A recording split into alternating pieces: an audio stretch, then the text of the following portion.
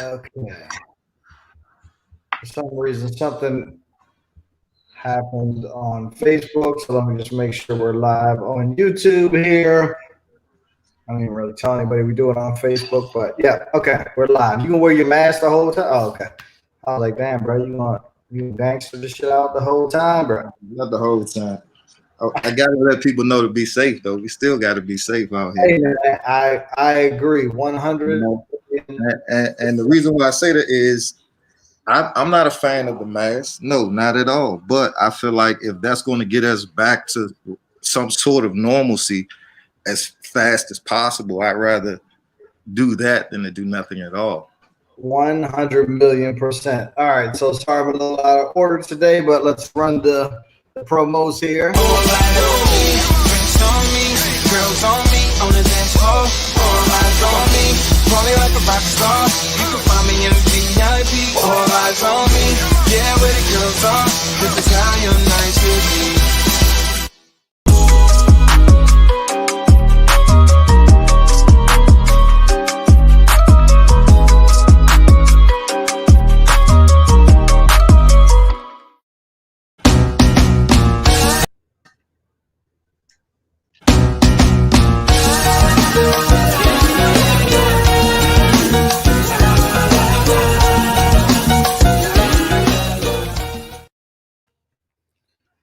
All right. Sorry for the rocky start there, but welcome to Gogotalx, brought to you by Gogotalx.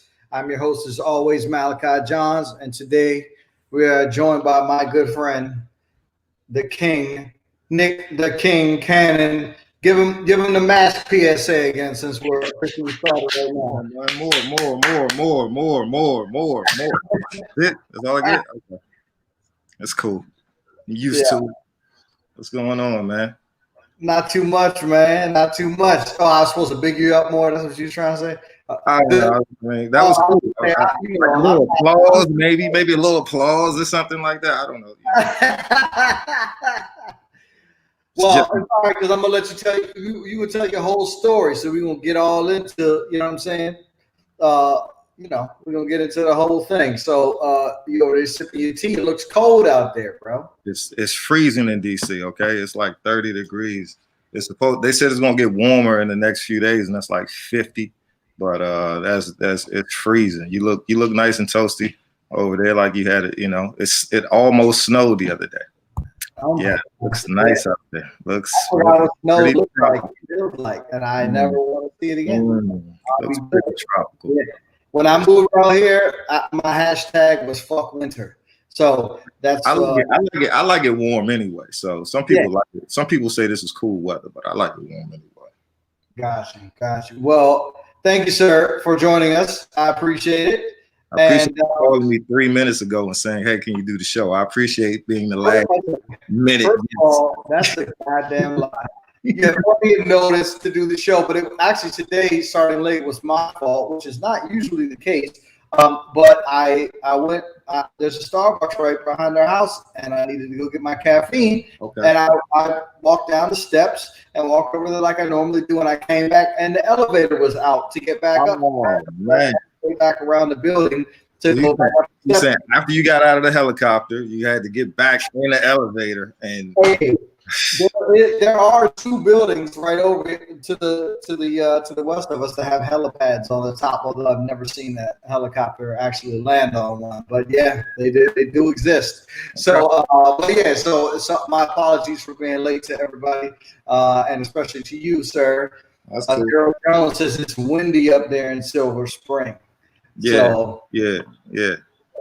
Well, I appreciate your blanket behind you. I don't even like football. I literally could give a flying fuck, but I just definitely do not understand the logic of people that are from DC or even from the DMV, right? That like the Cowboys, Kyrie and Chris and Hug. I don't understand it. How do you? Yeah. Oh, my man. I say it was the Michael Irvin days. Everybody picks a team that's when they're doing great. Like when Jordan had his run, everybody picks a team, and when they're having their run, they're like, "Yeah, that's my team." They want Mike won 2 straight. You didn't think Mike was good because remember they lost, and he was like, "Yo, we couldn't make it." See, you must have paid attention to the part where I don't watch football at all. I don't care. I don't know any of the players. I don't give a shit at all. Okay. I just don't understand the rationale of being from a city and repping the team of your rival city. Like, no matter where you're from, I don't understand it. But yeah, but anyway, that's not what this interview is about. So why don't you, as I normally do, give us a back. You cool as shit, bro. You're the first person that wore sunglasses on the show. So yeah, thank you for setting the record. I tried. Thank you.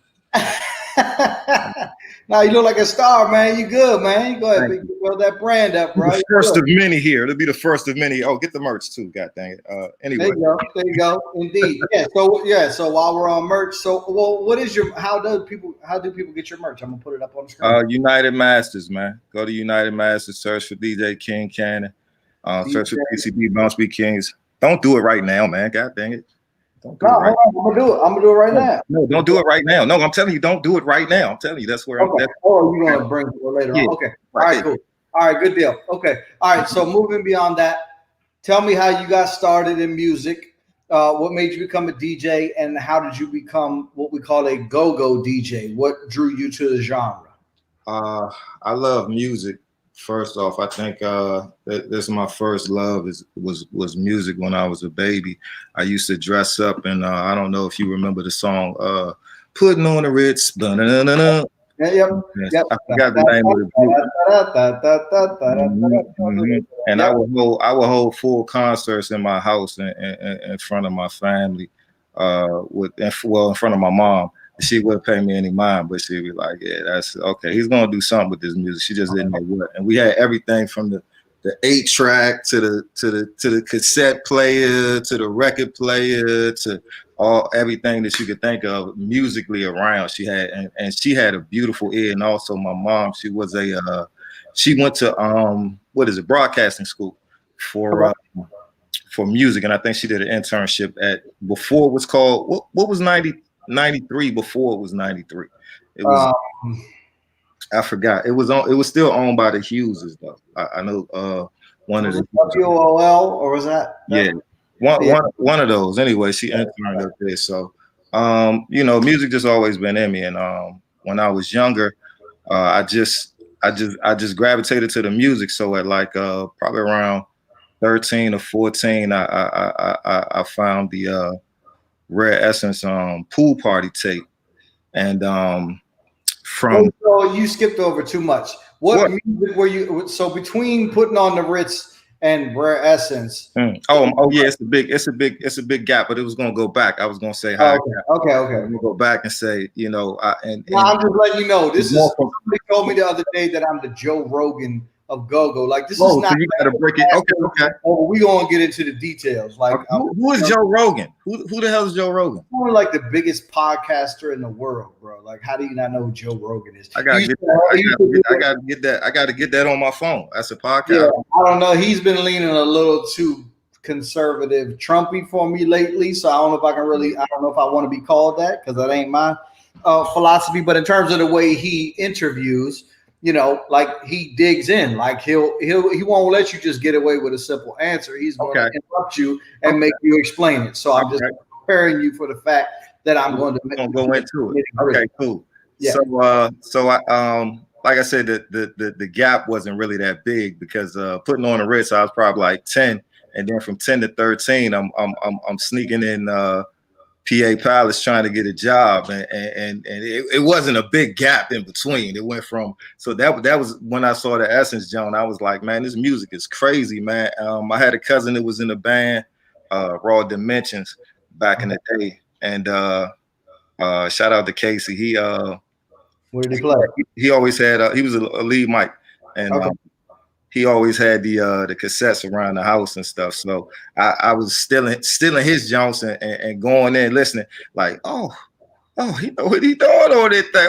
Okay. Like I said, I only heard that music first. I didn't even realize that when I heard go-go music, some of the music that I heard from go-go, I never even realized that it was got taken from another genre of music. I didn't even know I thought everything I heard in go-go was original music. Like if I never heard Lottie Dottie. So my cousin band hit Lottie Dottie. So I'm like, oh, that's their joint. You know what I'm saying? And then I hear Lottie Dottie on the radio or something. I'm like, yeah, they stealing your joint. God, right. What's going on? So it's funny that you say that because there was a big stink. So I try to, as you know, as we have discussed, I've been trying to stay off of Facebook as much as possible to alleviate my levels of stress of it's good for your sanity to take a break from the internet, from social media. You need to do that. Everybody. I'm still on Instagram, but it's because people don't really get into it on Instagram. It's not like a big ass argument on Instagram. It's like, here's my picture, like it, okay, cool, all right, cool. So I can sort of deal with that. But with the stress of COVID that we're all feeling, being locked in the house, and the fact that my industry is the live music industry, which has been totally destroyed, which is a bit stressful as well. What's up, Chad? Chad, jump on YouTube, man. We on YouTube, youtube.com/Gogotalx. And then you can see how cool Nick Kannon is, because he got fucking sunglasses on and everything. Like, he's the coolest motherfucker we had on here so far. So head on over to YouTube, bro. Cool.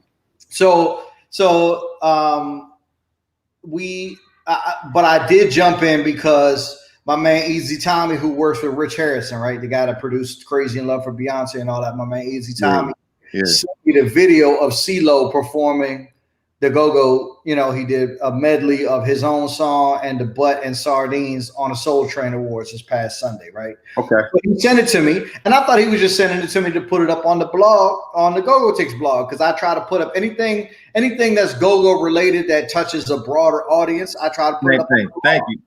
Thank you for sharing the culture. That's what that's called, sharing the culture. Good job. Yeah, that's what I'm trying to do. So that's what I thought he was sending it to me for. But then he texted me back. I was like, dope. And he texted me back. He's like, yeah, I put it in the go-go report and they're going crazy. So I was like, oh, shit. You're going to make me go back on Facebook and look at the go-go report. So I went on the go-go report, and everybody is complaining about CeeLo stealing go-go. Now, not everybody. I don't want to blame everybody, but like a good 50 people out of the 30,000 people that are on that Facebook page. So I don't want to blame everybody, but and so in light of what you're saying, with you not knowing that these songs were from other genres, like I put up I hope you guys realize that close to 0%, not 0%, but close to 0% of all of your favorite go-go records are not original records. So how are you going to complain that somebody else is stealing go-go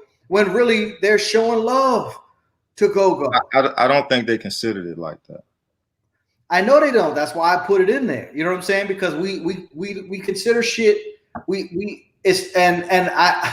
My man Bam 640, who is a funny, controversial dude, but I had him on the show a couple of weeks ago, and he was on live earlier today, which I don't know why I watched, but I did because the notification came up. But he made a good point. He was like, "How do you expect anybody else to fuck with go-go when every time somebody from out of town tries to show love, we just fucking complain about it? And they should have did it this way. They should have got this band. They should have reached out to this person. They should have did it this way. No, what the fuck should you have done?" Right.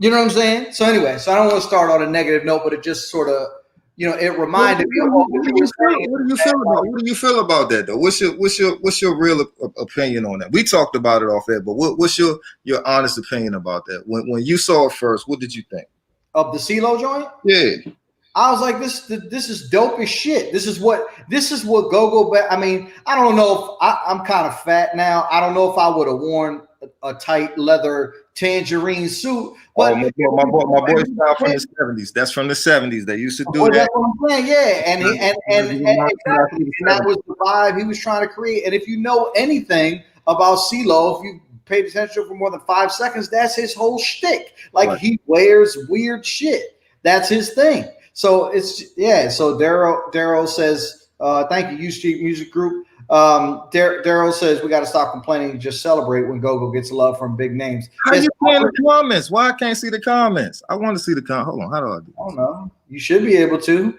It should be on the side of your screen. I did not pay Comcast this month, so it might be. You probably can't see. He's got a dark ass sunglasses on. I steal my neighbor's Wi-Fi, so let me see if it. Oh, all right, folks. So this is a preemptive warning that hopefully this interview won't cut off in the middle of it because Kannon is jacking somebody else's Wi-Fi. Don't know what thing is. Okay. But no, I think it's great, and to take it a step, yeah, exactly. Bella My Beat says it shows there's a market for go-go, and to take it even a step further from what Daryl Jones is saying, we got to stop. He says we got to stop complaining. We got to stop complaining and just celebrate when go-go gets love from big names. Even bigger than that, I want us to be the big names, right? But we got to do shit different than we've been doing it because clearly for the last 45 fucking years, the way we've been doing it ain't working. I mean, I'm not going to say it's not working. It's not working for us to be national on TV. You know what I'm saying? That's working for what it is right now, and that's great. And no disrespect to that, and no disrespect to any bands that are doing their thing right now. Because if that's how you want to do it, then there's nothing wrong with that. The problem I have is when bands say they want to do more and then complain when they don't get more because they don't do the work to get it. But anyway, I'm digressing slightly. But your question, I thought it was great. I think it's a good look for go-go. You know what I'm saying? Like anything that happens, the Stevie Wonder song, the Raz and Snoop song, I'm not going to necessarily ride around bumping those in my car. Exactly. But that's just me, and that's my personal taste. And that doesn't mean I'm not proud of them, and that doesn't mean I don't think it's awesome. You know what I'm saying? And it's a good look for us. For me, if you love the music, support the culture. Understand that everything isn't going to be perfect. Every song that comes out isn't going to be to your liking, but know that these bands are working hard to get to something that's just the next level. But everybody's entitled to their own opinion. Yep. You know, they have the right to feel the way they feel. They're fans. They're listeners of the music. Some of them grew up off of the music. Some of them grew up in bands or started bands, and you know, so they're entitled to their opinion.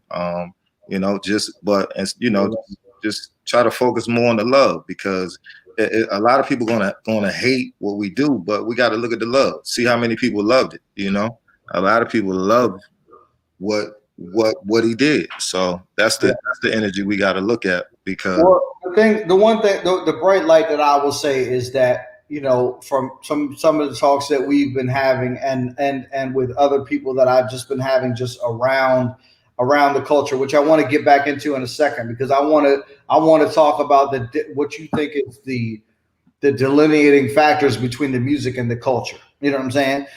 Because I think it's an important point, and I don't want to interrupt your story too much, but I do want to point out a small point of light that I feel like most of the people that I've been having conversations with around go-go and the topic of go-go, the energy around it seems to be much more positive now than it has been in my past 30 years of being part of it. You know what I'm saying? Now, it concerns me slightly that maybe all the people that I'm talking to that have this positive energy are a little too old to do anything about it. You know what I'm saying? Because the music industry is a youth-driven culture, and I'm concerned we're missing that generation, and there aren't enough kids that care about it. But I think that I'm hoping that we are like not all the way over the cliff yet, where we can still pull things back a little bit, make it a little bit cool for the kids, and have the kids start to pick back up on it again. But we got to do something quickly. But aside from that, you mentioned, you said something that I really love. If you love the music, support the culture. So explain, if you can, and from your perspective, what is the difference between the music and the culture, and how would you define each? Okay, so the music is you know, your favorite band. That's your music right there. So you're not going to like everything that everyone does, because if my favorite band is Northeast Groovers or Sugar Bear or Chuck or Scooby and them, right? If somebody else does something and I'm a part of the culture, or part of the music, I'm not going to love everything. So that's the separation. And then the culture is the people who are a part of the fabric, which are, I like to say, the people who pay the money, who come through the doors, who support the business. That's the culture. Who buy the merchandise, who are there when you say it's free before 12. They're like, hey, I'm gonna be there at 1 anyway. I'm gonna be there by second set anyway. That's the culture. That's the So you gotta love the music and support the culture. So it's the same thing for both. What's up, TC? So to sort of to make it concise, the music is actually the sound, and further defined by maybe who your band is or who you gravitate towards musically, but the culture is all of the bands put together. And there you go. Does that make sense? Okay, cool. All right. So I interrupt you, man. You break it down easy. so I oh shit, I just put something wrong on Instagram. Sorry, folks. Ignore that. Why can't I edit it? All right. Well, I guess it's just going to stay there. So we left off in your story with you trying to sneak in and get a job at PA Palace. Oh yeah, which I did get the job, by the way. You did at 13 years old or 14 years old? Youngest employee. Don't tell them that now, but yeah, at 14, I think I was the youngest. Hey Pat, if you're watching, you gotta. It was like by like 3 months though. You know what I'm saying? Like you couldn't work until you was 15, but I was like 14 or something. Man, he let me in there. It was just like the club. Which location? Capitol Plaza, the home base, man. Rest in peace to Ray. Ray actually sold me that Essence junk, by the way. I wasn't. Oh, really? Yeah, so he's not gonna get in trouble now. It's past statute of limitations, but rest in peace to Ray. And Indeed. So I worked there for I still feel like I worked there because I'm still talking to him today. So I started working there, and that's when I got a chance to actually study the music part. That's when I got to and go in depth with the music of what we call the culture, I guess now. I got to go behind it. I got to listen to it. I got to find out what was the difference in, just the different sounds from. You could tell the difference in the sound from a Northeast to a Backyard to a Reds and the Boys. And I took the time to, when I say I studied the music, they had everything in there from like 1972, from the first. I'm not going to say the first PA, but the first reported PA that they say they had is like from like 1972. What if anything did you notice between the difference in the eras? Like if you listen to the stuff from the 70s, stuff from the 80s, stuff from the 90s, the 2000s, and one caveat being that some people that may be watching this now, but more importantly, some people that may be watching later, that may just run across this on YouTube, assume that they don't know anything about go-go. Right. And most people don't. And from an outsider to here, it all sounds the same. It's one or two bands here. But did it in the 70s ones that you were listening to? Absolutely not. Everybody had a different tone, a different texture. It's like I think everybody wanted to sound like somebody.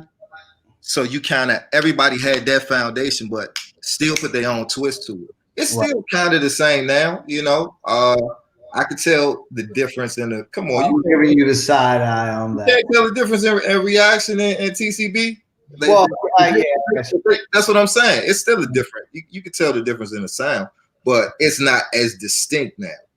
I remember when I was coming up in the 90s, I could listen to a Northeast Groovers, a Junkyard, and a Backyard. And don't hate me, white boy, or anybody else, but I wasn't the biggest Rare Essence fan. I didn't start to get into Rare Essence until later. But when I was coming up, it was those three bands. Okay. I didn't have to hear a shred of music. That's your top three? When I was coming up in the 90s, yeah. BYB and Junkyard, because I'm from Annapolis, so Junkyard will come down to Annapolis all the time. Okay. And I just had a friend that was really into Northeast Grooves. Obviously, this was before I ever played for them. And then I don't even remember how I got into Backyard, but at one time, me and Bubba started hanging. The original guitar player for Backyard, and I used to go up to his house all the time, and we would jam out. So that really sort of got me into Backyard, and I like them. But my point is that I didn't have to hear G or Rapper or Bug's voice or anybody playing any music at all. If all I needed to hear was Buggy and Sauce, Jeff and Smoke, or whoever was, I think it was Blue Eye. Oh no, it might have been, I don't remember if it was Blue Eye or Dre Dog at the time or whatever, and Wink. And I already knew what band it was. Yeah. And I just broke my own rule because I said assume that people don't know what we're talking about. So basically what I'm saying is all I needed to hear was the percussionists. And you knew what band it was. And I knew what band it was because their sound was so defined and so distinct. Okay. But I feel like, and you can correct me if I'm wrong, I feel like in the 90s is where the percussion became significant. Now, let me not say that because Trouble Funk and my man T-Bone, like they had a very distinct style way back, in the 80s in terms of their percussion. They were different than everybody else. Yep. I feel like in the 90s is where the percussion became really the differentiating factor, whereas prior to that in the 70s and 80s, it was more about the music and the vocals, and that was how you differentiated the sound. Yeah. What I was gonna say, it was more like song, more like I'm not gonna say like a Temptationist style, but more like the vocalists were pushing more than the percussion. Right. Why do you think that changed? I don't know. I was just listening. I wasn't there at that time period. Drugs, maybe. I don't know what made them change. Radio, the way. Well, I have a theory. I could be wrong because I wasn't around then either. But I have a theory. My theory is that that's when it really took the main switch. I feel like after the Butt happened, right? Yeah. And then there really wasn't anything major to follow up. That band started losing hope that anything bigger than local success could happen. Okay. And then at that point, it just became about how can we keep this dance floor going? How can we keep these clubs packed? And I'm not really worried about making a record or making a great song or any of that.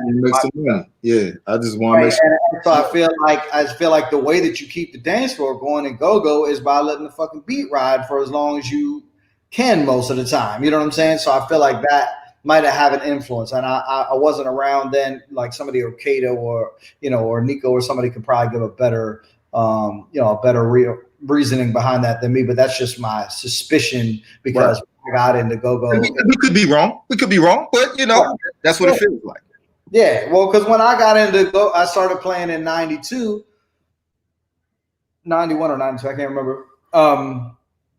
It didn't. I was coming from other genres of music. I had played in punk bands and like hip hop bands and stuff like that, and it was just a totally different.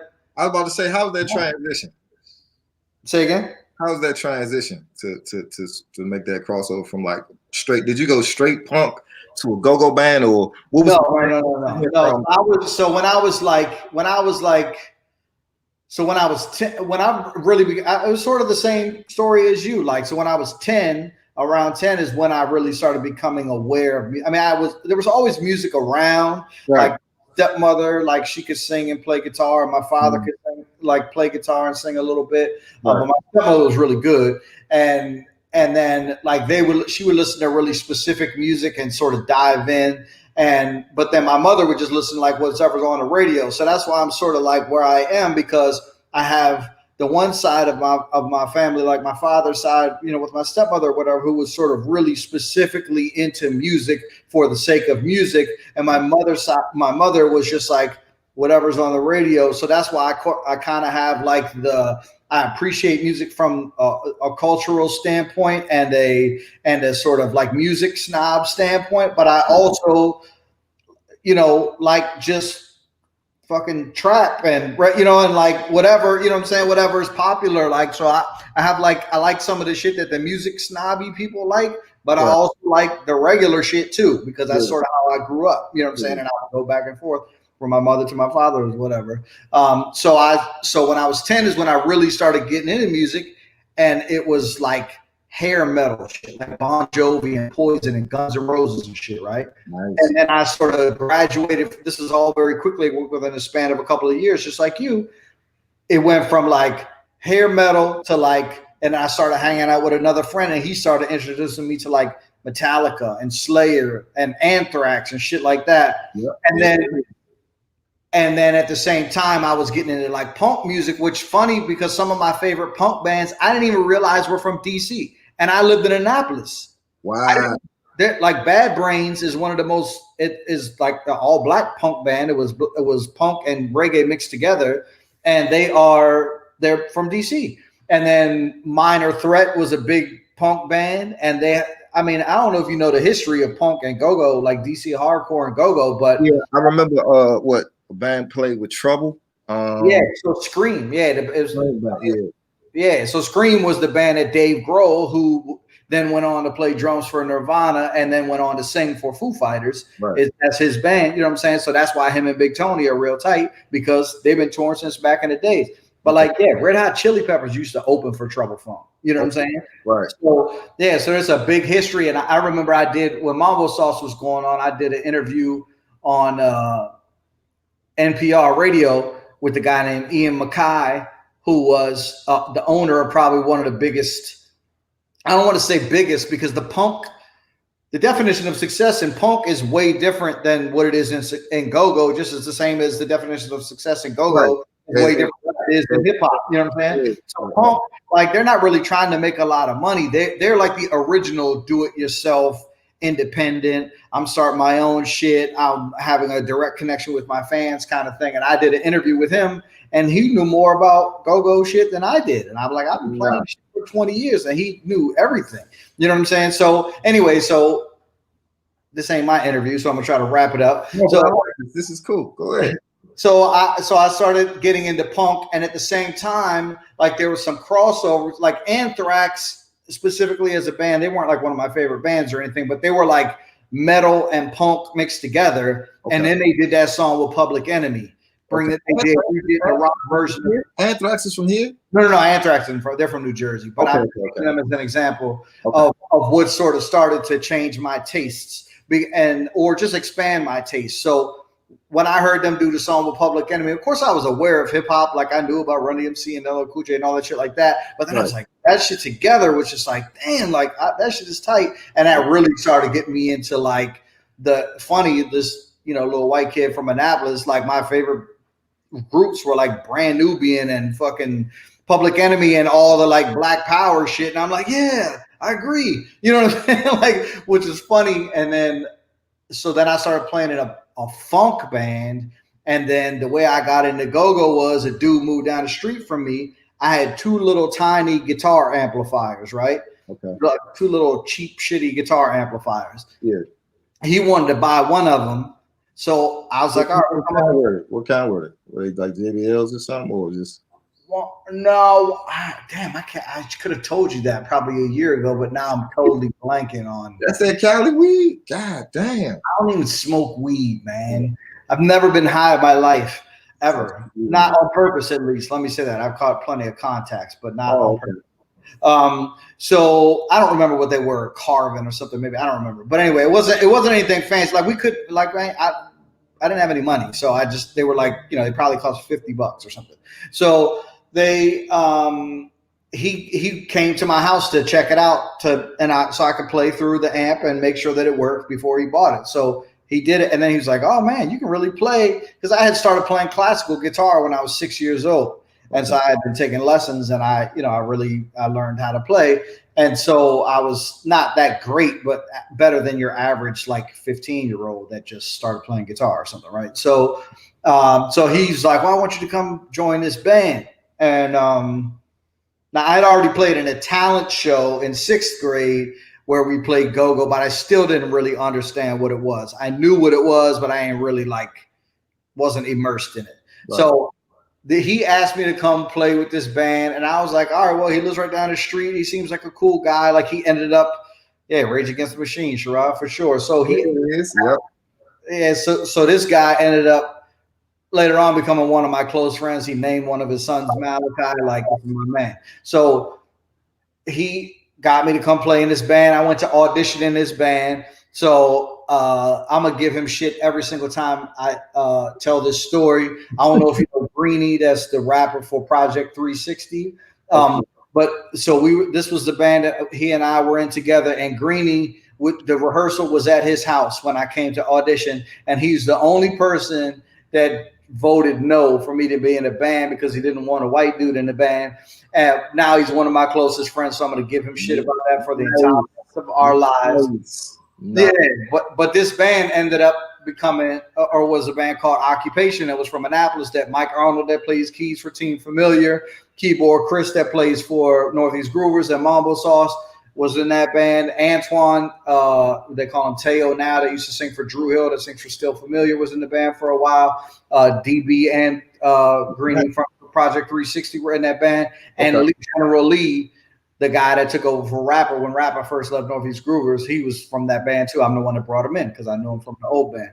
So anyway, I played my first show with that band, and you're asking me how I got into it. I played my first show with that band, and I saw the girls taking their clothes off, and I was like, sign me up for this shit. I'm in. Where was your first show? It was at the Stanton Center in Annapolis, Maryland, which is where, if you remember Buck that had the sound systems in the rehearsal spot. Okay, yeah. To do shows down there every Friday.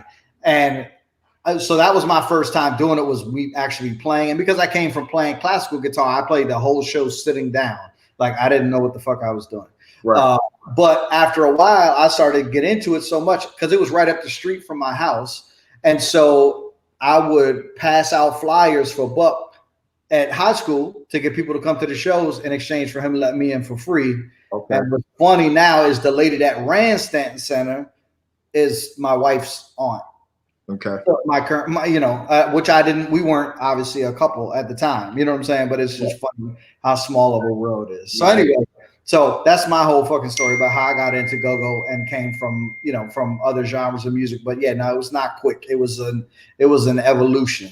Right. That's a span of a couple of years, but because you were having fun playing music, of course, the time seems like it was yesterday, you know? Yeah, that was from about 10 to 15. So it was hair metal, butt rock, whatever you want to call it, into more heavier metal, Anthrax, Megadeth, Metallica, into punk rock, into straight up like hardcore hip hop shit to go-go. And then all of that still sort of carried throughout the rest of my life. I still listen to Rage Against the Machine and all that shit like that. You know what I'm saying? I believe your playlist is probably crazy. I'd like to see it. I'm sure your playlist is crazy. Yeah, a little bit. Yeah, indeed. So, but now, honestly, I got to focus so much for what I do for work. I'm turning into my dad. I honestly listen to classical music most of the day because I don't want anything. Through the day, I do classical too. Yeah, or I just like the music. I don't common thing to me. I don't. Yeah, no, that's exactly. So I can focus, but then I try to listen to as much new music as I can, because even though I'm 44, I still listen to fucking the new shit that's coming up now because I'm in the industry. So we got my man Malik the Freak on here. He said, have you given him praise yet for raising you in entertainment? Malik said he is responsible for your entire career. Did we get to that part of the story yet of how Malik I was just thinking about Malik earlier, and I said I have to put him on here because Malik is one of the men in this industry that turned my young, impressionable mind into the crazy club person that I could be now. He's one of the people that said, come up here to this club. I forgot the name of that club on 9th Street downtown, where you go all the way upstairs and the ceilings were so high you could tickle Jesus' feet. Was it Platinum? Was it Platinum or DC Live? I can't remember. I'm trying to place DC Live. I mean, I don't even think I don't remember where anything. I don't believe I was old enough to drink, but I'm pretty sure I was in there acting a fool with this guy and the Wild Boys. Shout out to them. I love you, Malik. I love you, man. But he said, here we go with the BS. I'm giving you your flowers, man. I'm giving you your flowers, man. Damn. Yeah. Yeah. So yeah, I just remember Malik would, when I played for Northeast, he would like accost me everywhere I saw him and be like, I don't remember what he would even say. He would be like, oh, y'all gotta hit this or y'all gotta or something. I don't remember what it was, but I just used to look. He's telling you to call the plays on the stage.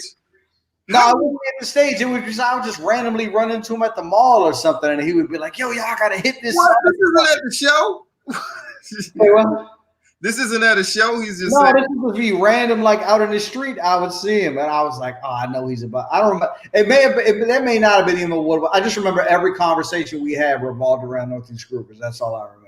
But he said it was platinum. He did say that it was platinum. Platinum, yes, sir. Oh, speaking of we were talking about T-Bone a minute ago. T-Bone's on here right now. Trouble Funk. Big shout out Trouble Funk. We were just shouting you out, T-Bone, so you might got to watch it back again. I was just shouting you out. T-Bone's in here. I can't see the comments, man. I want to see the. Take your damn sunglasses off, man. You ain't that fucking cool. I can't see the comments, man. I can't. Malik said, "Why am I lying? I have never done that." I don't remember. I could be wrong. I could be misremembering about you saying y'all need to hit this song. I just do remember that every time I see you, every time I would see you, the conversation would be about Northeast Groovers. That's all I remember. But that was early on. Of course, that was like 2000. Whenever I started playing with them, like 1999. Oh shit, Darren, you got a video of me playing Lovely Day? I can't find. I don't have any G shit. Like, please send that to me. Need that. What's it like working with rapper, man? I never get to talk to rapper. What is it like working with rappers? So this is the thing that this is my impression of rapper. First of all, no disrespect to anybody else. But I've been on the stage with almost Malik said you look like the Unabomber. Me or you? What are you talking about? Me or you? Zoning already and shit. I need to bring Malik on here, get him on here. But so working with rapper. So I've been on stage with pretty much almost every lead rapper that there is. Okay. With the exception of Bugs, except for I think the only time I've been on stage with Bugs is when we did Marigold's Northeast Groovers versus Junkyard when 32 was rapping and Bugs came over on our fucking stage while they were playing, and it was the most embarrassing shit ever. But it was like the most gangster type shit I've ever seen happen in my life. I was like, amazing. But I've been on stage pretty much with almost every other rapper you can think of. Okay. And this is what I will say. Rapper is a fucking genius on that microphone. Okay. He and I have never really had that much of a personal relationship. I don't know why that is. It's not like no beef or anything like that. It's just the other thing to know about him is we would have meetings and stuff. He doesn't really talk. Like he's the energy on the stage. Right. But when you're all meeting together or rehearsing or whatever, he's just quiet. You know what I'm saying? I'm gonna be honest. I think that's most of our lead talkers. I think most of the lead talkers in our industry are natural introverts, but they had to become on the stage. It's a whole different person. And I think you're right. Most entertainers, your family life and what you do on the stage are two different things. So you also need to have a time when you conserve your energy. You can't be on all the time. You know what I'm saying? And so if you're on all the time on stage, you got to have some time for some peace for yourself. You know what I'm saying? So for him, hey, what's up, Doc? We got Serious Company and I cannot see the comments. Is that Scooby? Well, these are on Instagram. Some of these are on Instagram. So everybody that's on Instagram, please do me a favor, head over to youtube.com/Gogotalx where you can see this interview. You can see half of the conversation. Can we curse? You can say whatever you want. Yeah. Okay, shit on here. Y'all come on over to YouTube. You can see Mr. Cool ass Nick Kannon with his shades on. I paid $12 for these. I'm definitely wearing them the whole show, guys. So you know what? Let me tell you how stupid I am. So I never had to have reading glasses before, right? Okay. Obviously, I'm getting a little older. I had to get some reading glasses. I never bought fucking reading glasses before. So I went to this store in the mall out here, and my wife and I were walking around, and we picked out these frames, and she liked them, and I liked them. I'm like, yeah, that's tight. Okay. So I bought the reading glasses, and then I visited with my family, and broke them. They were like, "Oh, I like your glasses. Where'd you get them, or whatever?" And somehow it came up how much I paid for them. Right. All right. I paid $120 for these glasses. Some glasses? My whole family fucking laughed me out of my chair because they're like, for reading glasses, you can buy reading glasses for like $7. But I didn't fucking know. I never bought reading glasses before. What kind of frames are those? You like the frames? I really like the frame. Yeah, they're gold. I get so many compliments on these glasses. Yeah, I wear them even when I don't need them for reading. I'm gonna say this: I am one of the most frugal people you'll ever meet, but certain shit you got to spend a little bit. If you like it, you got to buy it. So I had to do that. But had I known that you can buy reading glasses for $10, I probably would. Yeah, they sell them at CVS, man. You don't even need to go to the doctor or nothing. You could just go into CVS and start putting them on it. Right, exactly. But this place, they did give me a test to say whether I was a 1 or a 2 or whatever. And it's it's more. It's like a warranty or some shit that comes with it. But anyway, I don't want to get too far off the topic. But so. What the hell are we talking about again? We're talking about working with Rapper. Working with Rapper, that's right. All right, Daryl, please send me that link to that YouTube. I really want to see it. So yeah, I mean, musically, like I've never seen anybody do what he does on stage. Like it's fucking amazing. You know what I'm saying? Doc, my man, Doc Hughes, Faces You Know, that's my boy. Okay. Not my boy, that's my dog. I auditioned for Physical Wonders like when I was like 15, and Doc was like, "Get out of here, bro. You don't know how to play." But no, we got way long history. I love that man. So Rapper is literally a genius. He's like a producer, but live on stage. Oh, you know what I'm saying? Yeah.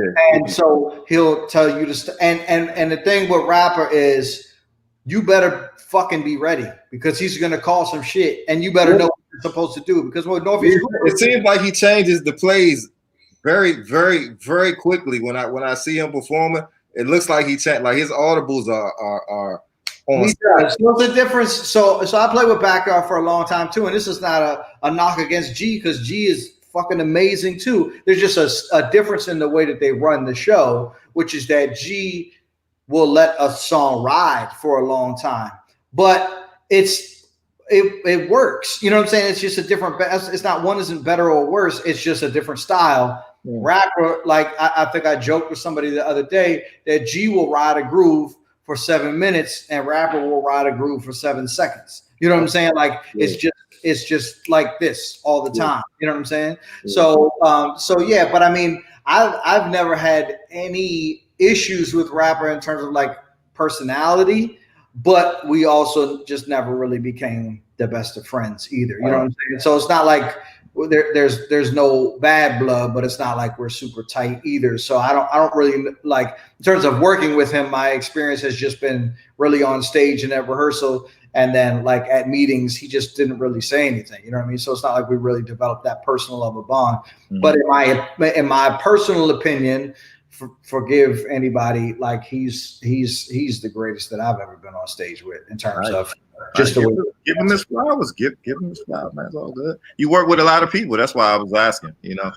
Yeah. I know everybody's got a different style.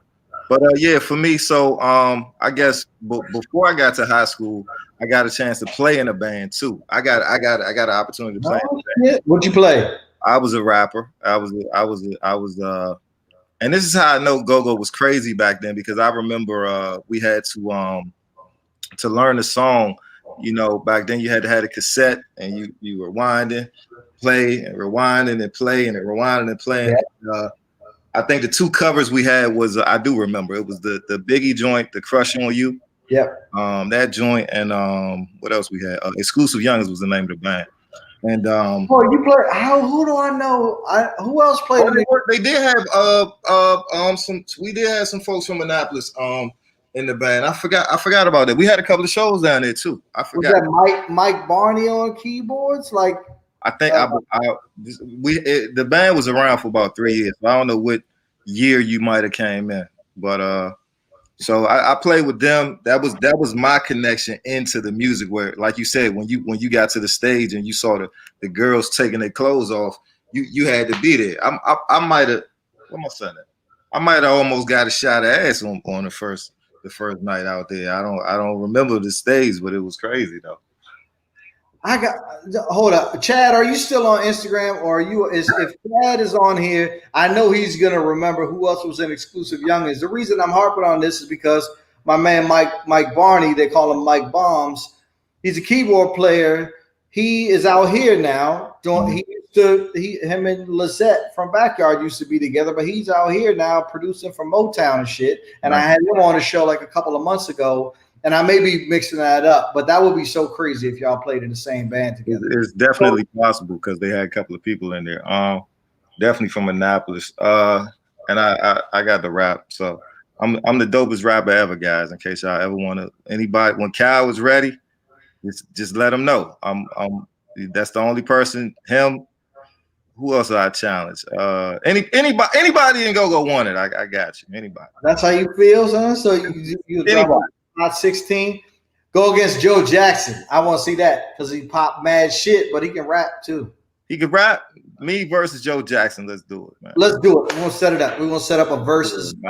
Joe. A virtual versus on Gogotalx YouTube. Bars though. Bars. Nick Kannon versus Joe. No covers. These got to be originals. You got to give me 3 Jones, man. You know what I'm saying? You could battle rap it, whatever you want to do. Anyway. Oh no, yeah, he's a battle rapper. Like he does. But we got to. I don't want Joe. I need Cal, man. I need some real competition, man. I need. All right. Well, I just talked to Cal yesterday. We'll see what's up. See what's up. If you got time, you know what I'm saying. Thank you, Dr. Stripe. Dr. Stripe said if I'm 44 years old, I should need 1.25 or 1.5 readers, assuming I don't need any correction at all for my No, I don't think I need any correction for my distance vision. I just can't. Thank you, doctor. What's the eye doctor? What is it? The ophthalmologist? What is it? I don't know, but I appreciate that shit. Thank you. That's what's up. The number and everything. God dang. The internet. People with quarantine, with COVID going on, people are learning so much stuff right now. I mean, they're reading. I mean, somebody told me how to do my taxes, fix my car, change my oil, all on one YouTube dude channel. I was all on one dude's channel. Yo, I don't know. I might buy a house next week because of this guy. I don't know. People got time now to do stuff. Hey man, but that's the reason for this show because I'm trying to teach, not like me teach, but through the interviews, teach the go-go community how we can strive and get further than we've gotten. So, okay. So I know I keep interrupting you, but this is like how we talk normally when we're just on the phone. So this is normal sorry for everybody if I'm not doing a great interview, but it's my man. So we talk all the time. Yeah. So, okay. So they ain't going nowhere. Get y'all popcorn, man. We ain't going nowhere for a while, man. I got the game. We're going to talk for a while, man. So let's go. I couldn't even see what that was, but I assume it's weed or something. No, I'm not going to do that on here. I'm thinking some politicians. Please, you can curse, but let's not go that far. I'm thinking somebody from a station or something might be watching this tonight, so I'm not going to do that. Nah. Yeah, we're gonna have a bit of decorum here. So, okay, so you playing with Exclusive Youngins, and how did that happen? Do you remember how you got in the band? Man, I kind of do and I kind of don't. My buddy played in the band. Something happened. They were kind of like moving around a lot. They needed a rapper. Somehow they found. I was the music guy. I was always around with music. Like you could catch me. I kept the cassette tape or some CDs with me. So everywhere we went, I guess people thought I was a DJ or something. I don't want to be the DJ, man. So this was before you were a DJ, just to be clear. Oh yeah, DJing I'll get to the DJing because DJing is like hey, you the DJ. I'm kind of like so you're walking around with PA tapes because you work at PA Palace. There you go. PA, but hold on, PA Palace sold more than PA tapes. I had everything. I had the new Ice Cube. I had the new Big. I had the Spice one. I got Backyard. I got Essence. I got Spice one. The Trigger Got No Heart. Did you really take it? America's Nightmare, baby. Come on, man. What you know about hit that? When you said occupation, you should hit the Spice One joint. Come on, man. Hip hop and go is all rap. We all the same, man. So I just, we just all got to get on the same page. That's all. Indeed. So okay, all right. So you you get in the band, you start rapping. What made them even think that you could rap?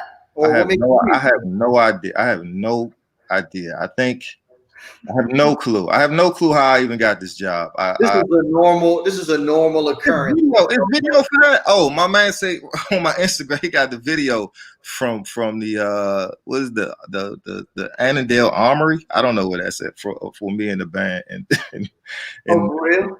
93 or 94 or something like that. I don't know. Okay, cool. This is what Exclusive Young? Yes, I do not want to see that. Okay. Oh, you know what? Maybe it's what I'm thinking is Delinquent Youngins. That's the bands that I was thinking of. But you said it was some Annapolis people in the band as well. Yeah. Okay. All right. Okay. So you start playing in the band, and I didn't stop playing. I think somebody did one of my girlfriend. I had a girlfriend, and I met from the band, and I kind of fell in love. And somebody like a manager or something hit the girlfriend and was like, "Hey, it's my joint now. He got to go." So I got kicked out of the band by default. Oh, you was a sucker for love, and you got man, that's fucked up. Hey, I ain't getting no pussy if that helps. I didn't get it anyway.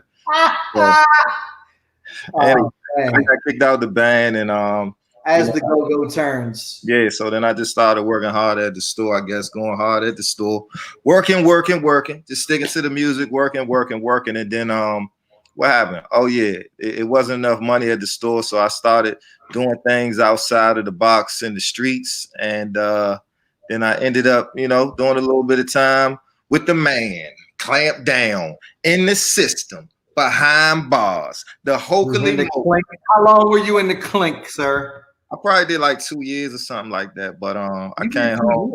2 years? Yeah, well, it wasn't like I think I had like 4, but I did like 19 or 22 months or something like that, somewhere around there. So when I came home. Damn, you was really doing your thing in the streets. You got 4 years, shit. So when I came home, I said, "There's no bitches in there. I'm never doing that shit again." And I stayed 100% behind the music. Right. Wait, but it helped to turn your life around. Basically. Wait, but right before I went in, this is how I got the connection to the bands, to the music, was before I went to jail. Before I went in, I had a little bit of change, and I started promoting parties. So I was doing parties. That's when I met Coop, the back of with my man Icons Al and Create DC Chris. I met that gang, Icy Ice and all them. I got plugged in with them when they was doing the Daddy's Girls down on 9th and U. And hold up, because you're going too fast. So this is what I want to know. Right. Because so you worked at, I guess maybe the PA Palace, and you probably met some of these people or whatever. But then you got to, then you start playing for Exclusive Youngins, which no disrespect. Exclusive Youngins was when I was younger. That was like 9th grade. Now I'm at like 11th grade, 12th grade. So my point is that you were not at the upper echelons of the go-go community at this point. However, nowhere near it. Oh, you just decide one day that you're going to start promoting parties, and then you just happen to link up with the manager of the hottest band in the city and the biggest promoters in the city. You got to delve into that story a little bit more, bro. Like money do a lot of things, man. You know what I'm saying? Money do a lot of things, man. Okay. When you got money, you could do that. I met some good people. Just going out. I met them at the club, I believe. I forgot how I met them. Maybe at the mall or something. And we made that connection. And I'm like, man, I got a little change, man. I'm trying to I'm trying to get out of the street too. So I'm trying to get out of the street, but I got a little money. I'm trying to do something different. So my man like, shit, why don't you book? My man, he do flyers. He was doing flyers for Backyard at the time and doing t-shirts for him. So he was like, well, I know Coop, man. Why don't you link up with Coop and y'all go ahead and you throw a couple of parties, man. Maybe you could do some promotional stuff. And I booked one joint, and I I don't know. The dude was acting funny, man. Like he wanted a deposit or some crazy stuff, and I'm just like, bro, I Wait, got who the. was the dude? Who was the dude? That was acting funny for Yeah, the first party I tried to throw. yeah. I forgot the name, but the spot was it's a joint out on 301 now. I think everybody go to. Nipsey's. Then it could have been the old Nip. It was something before, but I it's got, in the area of Nipsey's. I can't remember exactly where it was, but it I was got. on that Okay. strip right there.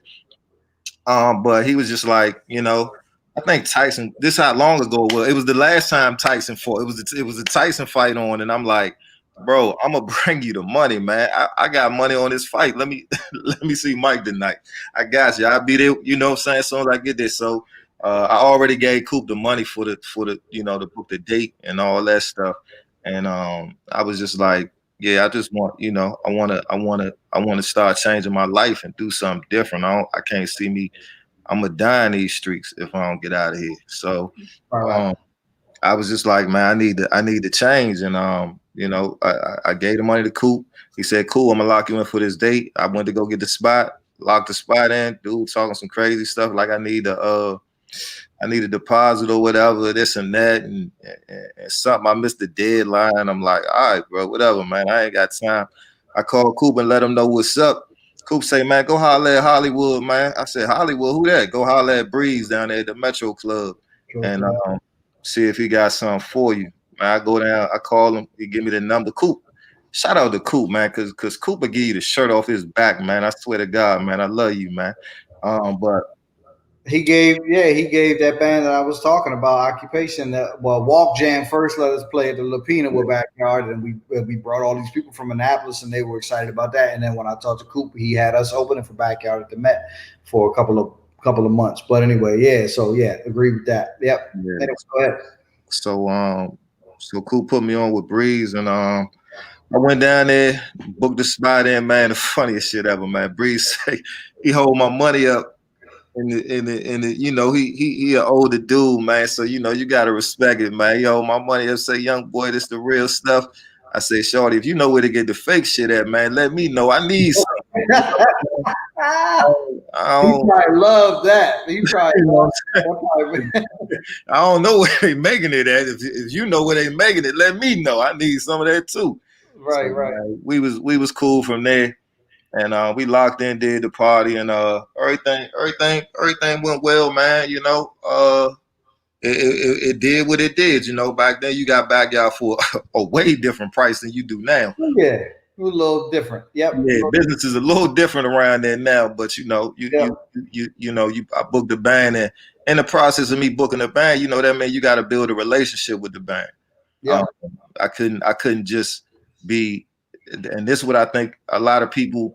This is why I say a lot of people that this is why I'm not mad at CeeLo, but like for what I had to do, I had to come in. I had to really, I wasn't going to the go-go every week. For me, I wanted money, and when I was going out, I would rather go to the strip club than the go-go because I ain't know where I was gonna get freaked on that. I wanted the joint to freak on me at the strip joint.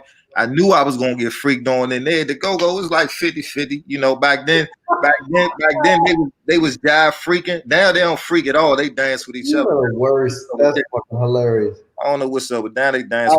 So basically, it was just to increase your chances of getting.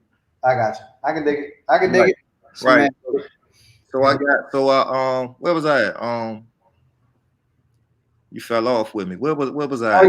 So okay, you talking about this is how you got in with Coop and Backyard? Yeah. And all that. Like I say, I built relationships with that band. I built lifetime friendships with that band, and they're real good guys, man. I'm talking about, like I say, Coop will give you the shirt off his back, and they got a real brotherhood over there, man. And I really, just with having to put that money together to get down with them. That's what I did. I built a relationship with them in the 90s, and we went out of town. We went to Atlanta and everything. We did a lot of stuff together. You know what I'm saying? So I see they got a brotherhood over there. You know what I'm saying? It's a real foundation over there. So that's how I got my tie in. And then once I got tied in, that's when I went in. So I had to go away for a while, and then Like I said, fast forward a little bit. I had already planted the seed though, and that's what I tell everybody. Like you never know what you're doing today. It might lead you to something that's even bigger tomorrow. So don't worry about the day. Just put one foot in front of the other. And that's it. And that's it. You could take off any way. It ain't got to work the same way for everybody. Everything don't work the same way. So indeed. But let me stop you for 1 second, only because we're already an hour and 5 minutes. I'll take a commercial break. So yeah, commercial break. And yeah, I just drank a whole fucking thing of coffee. So I need to take a break for 1 second, and we're gonna come right back. The music on. Why you ain't sat with the music out today, man? God damn. I didn't. First of all, this is to be the first of all, you're the first person to ever wear sunglasses on this show at all, much less for the whole interview. Thank you. And second of all, this is the first time I've ever taken a commercial break.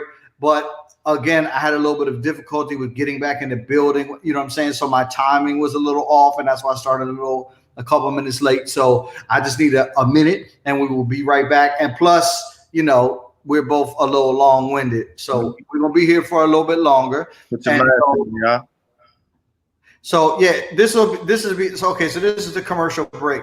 This is the time when you need to give your PSA about why people need to wear masks, so we can all go the fuck back outside again soon and stop being stupid. So okay, so go give your PSA, and I'll be right back.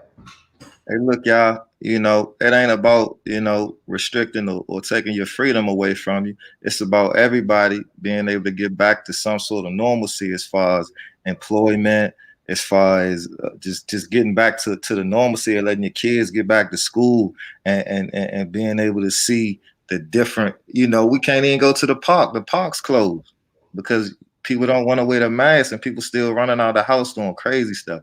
Y'all got to wear your mask. Practice social distancing, just for yourself. You know what I'm saying? As much as you can, do your part. And you do your part, we're gonna be able to close and open back up as fast as possible. That's what I'm talking about, man. God dang, let us back out the house, man. Cause I'm trying. I can't even boogie. I can't even boogie like I want to. I'm gonna boogie this week though. I'm gonna definitely boogie this week. I'm mad I can't see the comments. I would love to. Let me see. Oh, I got to click it right here. Oh, there you go. There you go. Ricky, hey, you didn't even tell me Rick was on here, man. Shout out to Rick, man. Who is that? Oh, you talking about, hold on, I'm going to see what y'all talking about. Nick looking like the Unabomber. Oh, you talking about me. I thought you were saying Malachi was looking like the Unabomber. My fault. Let me see. Malachi had an NEG video.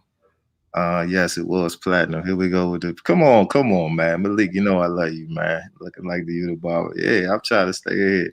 Tuning into my friend. Hey, what's up, love? Shout out to everybody, man, on the IG and the Instagram live. Appreciate y'all for tuning in. We are an hour and 7 minutes in, and I ain't played one musical note yet, but I'm gonna stick around and hang out. What'd you say? I had my right. Oh, let me see. I had my mask on already in my interview. Okay, I seen that. The first to wear glasses, but hey, Rick, we need to bring the store down there to Atlanta, man. You know what I'm saying? Ricky Angles is in here, aka Mr. Hucklebuck Rick is in here. Yeah, that's my boy. Yeah, like he was. I was gonna tell you earlier. He was talking about PA Palace. He said, I found out how to do the comments. You ain't shit, Malachi. God damn, why you ain't tell me just click the button? You're the only person that couldn't figure out how to see the fucking comments. I'm recording on the phone. What are you doing? I'm doing. You can't see all this. You can't see. Wait a minute. You're on the phone. I'm on my laptop. I'm on my phone. I'm on my other phone. God damn, we working over here, man. We got a production shit. Production, man. We don't do this slightly. We got to do this. Come on, man. Anyway, I can dig it. Yeah. Rick worked up there at PA Palace with me. Ricky was a PA Palace alum. He's an alum. Yeah. That's my man. That's my guy. He was in there. Indeed. Okay, so all right. So we were at the point where you have developed your relationship with Backyard and these guys, and then you went into Clink and you came out, and then what was the fucking retarded. Oh, boy, I knew this. I knew this one was gonna be entertaining, but you taking it to the whole next level, bro. Where are we now? We're talking about. This motherfucker is crazy. If you're on Instagram right now, you need to go on youtube.com/Gogotalx to see the other half of the conversation. Cause what is that? Not Spider-Man. What's the other one? Come on, you know it. Come on. I can't think of the name. I can't think of the Come name. on, man. The Come funny, on. the comedian one. The Come comedy. on, man. Come on, man. You know this, man. I do, but I can't think of the name right now. I can't remember what it is. And now I want to say Spawn, and I know that ain't it either. Deadpool, man. Deadpool. Deadpool, that's what it was. Yeah, I couldn't think of the name. Yep. Deadpool. Yeah. So, Anyway, so Nick is apparently going to do the rest of the interview with the Deadpool mask on. I'm gonna try. I can't breathe in this thing, but I'm gonna try. That's your COVID mask right there. Right? I'm gonna try. Yeah, this is my new COVID mask for people that don't know. Wear your mask. I keep telling y'all, wear your mask, man. Wear your mask. Wear your mask. Wear your mask. It's important. It doesn't matter what kind of mask. Wear your mask. If this makes y'all feel better, wear your mask. Dang. Yes, please, Jesus, so we can go back outside and have go-go's and shit again already. Let me get some of my detox water here before I continue. Where were we? The fucking kitchen out. Okay. All right. Okay. So where we were was you went into Clint, you developed a relationship, but as you developed the relationships with Coop and these guys, you went to Clint, and then you came out, and then. Yeah, so then I came home and I said, I'm never going to jail again. I don't care. I will work. I will work at Taco Mazda. I will do whatever it takes. This music, something has to work. But when I came home, I had nothing. I came home to absolutely nothing. All the legal fees, the house, the cars, all that's gone. Everything out the window, absolutely. So now I have to become a normal tax-paying citizen, or I have to figure out something. You know what I'm saying? So the music still was calling me. I managed to I'm trying to think. How did I link back up? Oh, okay. So I don't know if you were in what is it? Annapolis. So you might not remember a place called Landover Mall. Malachi, if I was in front of you, I would backhand. Of course, I know Landover Mall. That's where Malik used to accost me about Northeast Growers. Yes, people don't know about Landover Mall. From Annapolis, man, I gotta make sure you know about Landover Mall. People don't know about that junk, man. So when I came home, I was like, "Hey, Bo. Okay, so Bo is on Instagram. Okay, the man is on here with a fucking Deadpool mask on. This is hilarious." So go to youtube.com/Gogotalx, and then you can see your man on here wilding out. He had sunglasses on the whole time, and now he's got the Deadpool mask on. So yeah, this is pretty entertaining. So that's what we should be doing. Entertaining, guys. Entertainment. Yeah. Edutainment. Yeah, like this, I can dig it. Okay, so yes, I know where Landover Mall is. All right, so I worked at Landover, and I don't know if you ever been to the Black Hole, but what the fuck up? Yes, I played at the Black Hole. What the fuck are you talking about? I gotta know what's going on with people in Go-Go now. Listen, man, just anyway, go ahead. I did the Go-Go, and I'm like, all right, cool. So for people that don't know, the Black Hole was owned by Big Vic, which is truly my pops. Shout out to Big Vic Promotions.com. I was working at the shoe store. I don't know if I want to say the name because I like another shoe store now. So, but neither one of them is paying me, so I don't really give a damn. But it was a shoe store in the mall that I worked at. And Vic came in there one day. Of course, I've been to the Black Hole so many times. He just didn't know who I was, but I knew who he was. And again, this is when I was out. So I already knew who he was because I was throwing parties anyway. I seen him out. And I was working in the shoe store, and he was like, how does John treating you? And I'm like, what kind of fucking question is that? It's a shitty fucking job. What are you talking about? This is you know what I used to do? You know what I used to do? This is some bullshit. So he's like, hey, look, it's money in this shit. You know, I know where you coming from. I know what you've been through. You know what I'm saying? He just had real nigga talk with me and pulled me to the side and say, listen, you know, this retail shit, I can show you how to really get some money off this, you know what I'm saying, retail shit if this is what you want to do. So, Bo says, say the store name. Stop being scared. oh my God, man. Anyway, they still open, champ. They still open.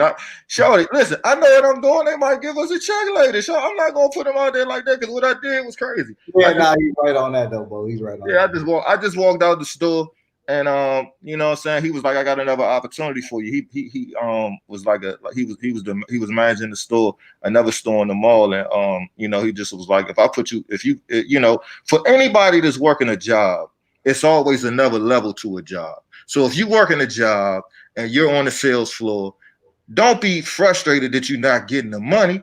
Think about being a manager. Thinking about being a district, you know what I'm saying? It's more money. And if you working at fucking McDonald's, remember it's a Roof Chris. So it's cool to do the food. Just know it's another level to what you're doing.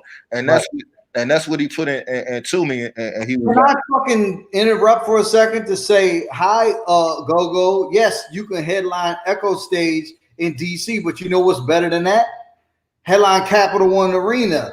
And then headline fucking Staples Center out here in LA. There's another level to this shit. So let's figure out how to do it. So anyway, go ahead. yeah, and there's nothing wrong with that. You know, we can do it though.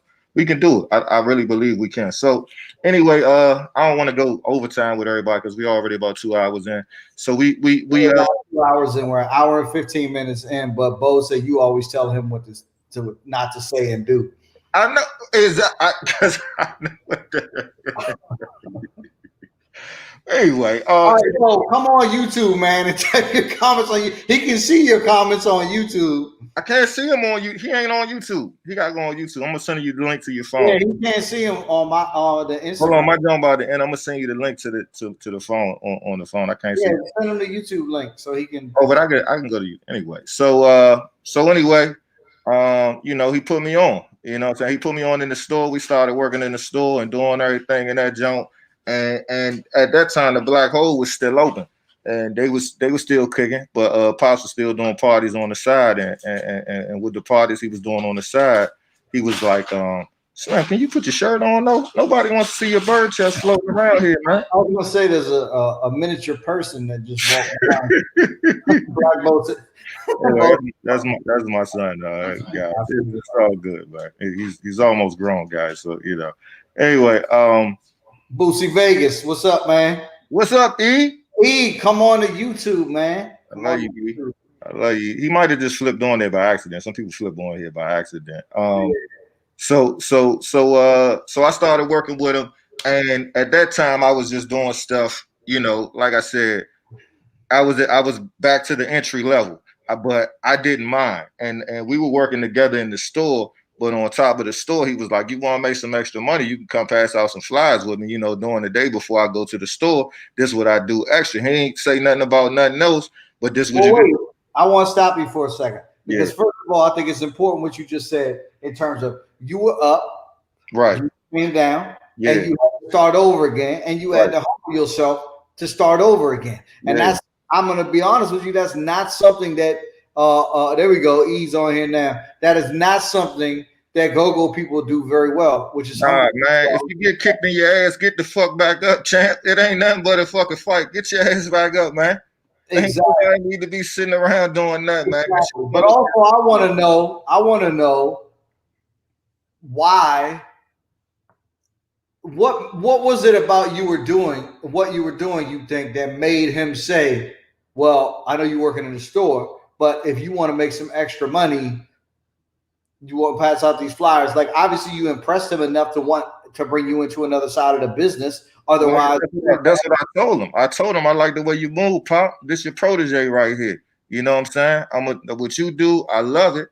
I don't know if I want to do specifically what you do, but I was already doing that. But you know, I want to move. I like the way you move, you know, not just as far as the music stuff, but the family shit too. Like, you know what I'm saying? Shout out to his family. Like, like really showing me like that was really a pop figure in my life. You know what I'm saying? Like he got a chance to show me how a man, you know, treats his woman, how you know what I'm saying? Like it was life lessons taught there. So you know what I'm saying? So shout out to Pops, man. You know what I'm saying? I don't know Vic terribly well. Mhm.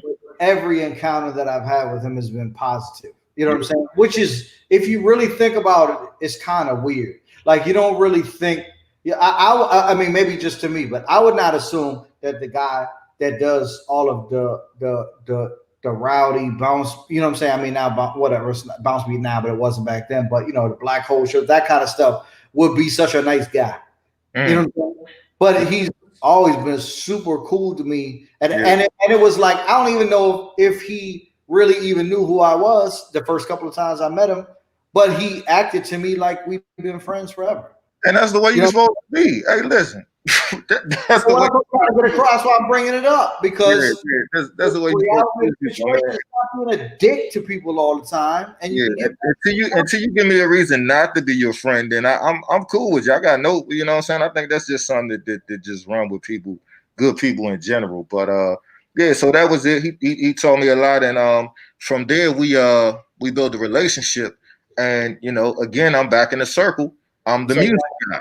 I'm the music guy. You know what I'm saying? So you know, I'm keeping him up on music. I'm hanging out with the family. I'm keeping them up on music, like everybody know I'm the music guy. So we at the club and you know, at this time, it wasn't no real, you know, you pass out the flies and then, you know, he gave me a couple bucks for that. And then, you know, well, you know, you want to come hang out at the club? I'm like, yeah, sure. You know what I'm saying? It's my way back in the door. I'm like, what the fuck else I got to do? So we get in there and it's like, yo, so you know what I'm saying? I need some help around this joint. What you mean? Help around where? Help around the club? Sure. What you need? Security? I'll knock a nigga out real quick. I ain't nothing. You know? you the sorry security. Ain't nothing, you know what I'm saying? But no, I need you to go sweep up the floor over there, and I need you What's to up, y'all? My bad. I gotta say what's up to my brother-in-law. He's on here watching right now. What's yeah, up, Demond Steven? What's up, young? So anyway, all right. So you're sweeping the floor at the black hole, and yeah, then black hole, and from the black hole we sweeping the floor. Not just from the black hole. I mean from the black hole all the way down to Howard University, back up to fucking what's the up the past Petworth. I mean that's the type of shit. That's why I'm saying for the neighborhood that had them type of complaints, man.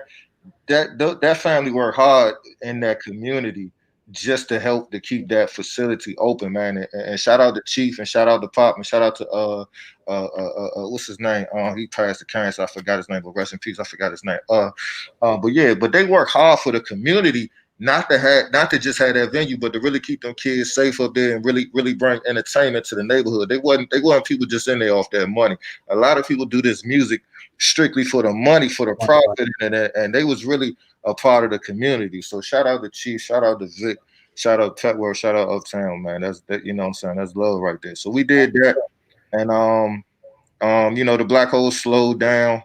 They ran into a few issues and Pop started I think they finally shut down, but he was already doing parties on the side like Lapina with Walk Jam and uh, uh, uh, what's that joint? The Magic Q out there, and what's that? Laurel, it wasn't Laurel. That's where we started with solo. That was the first venue. It was Calverton, and Oh yeah, yeah.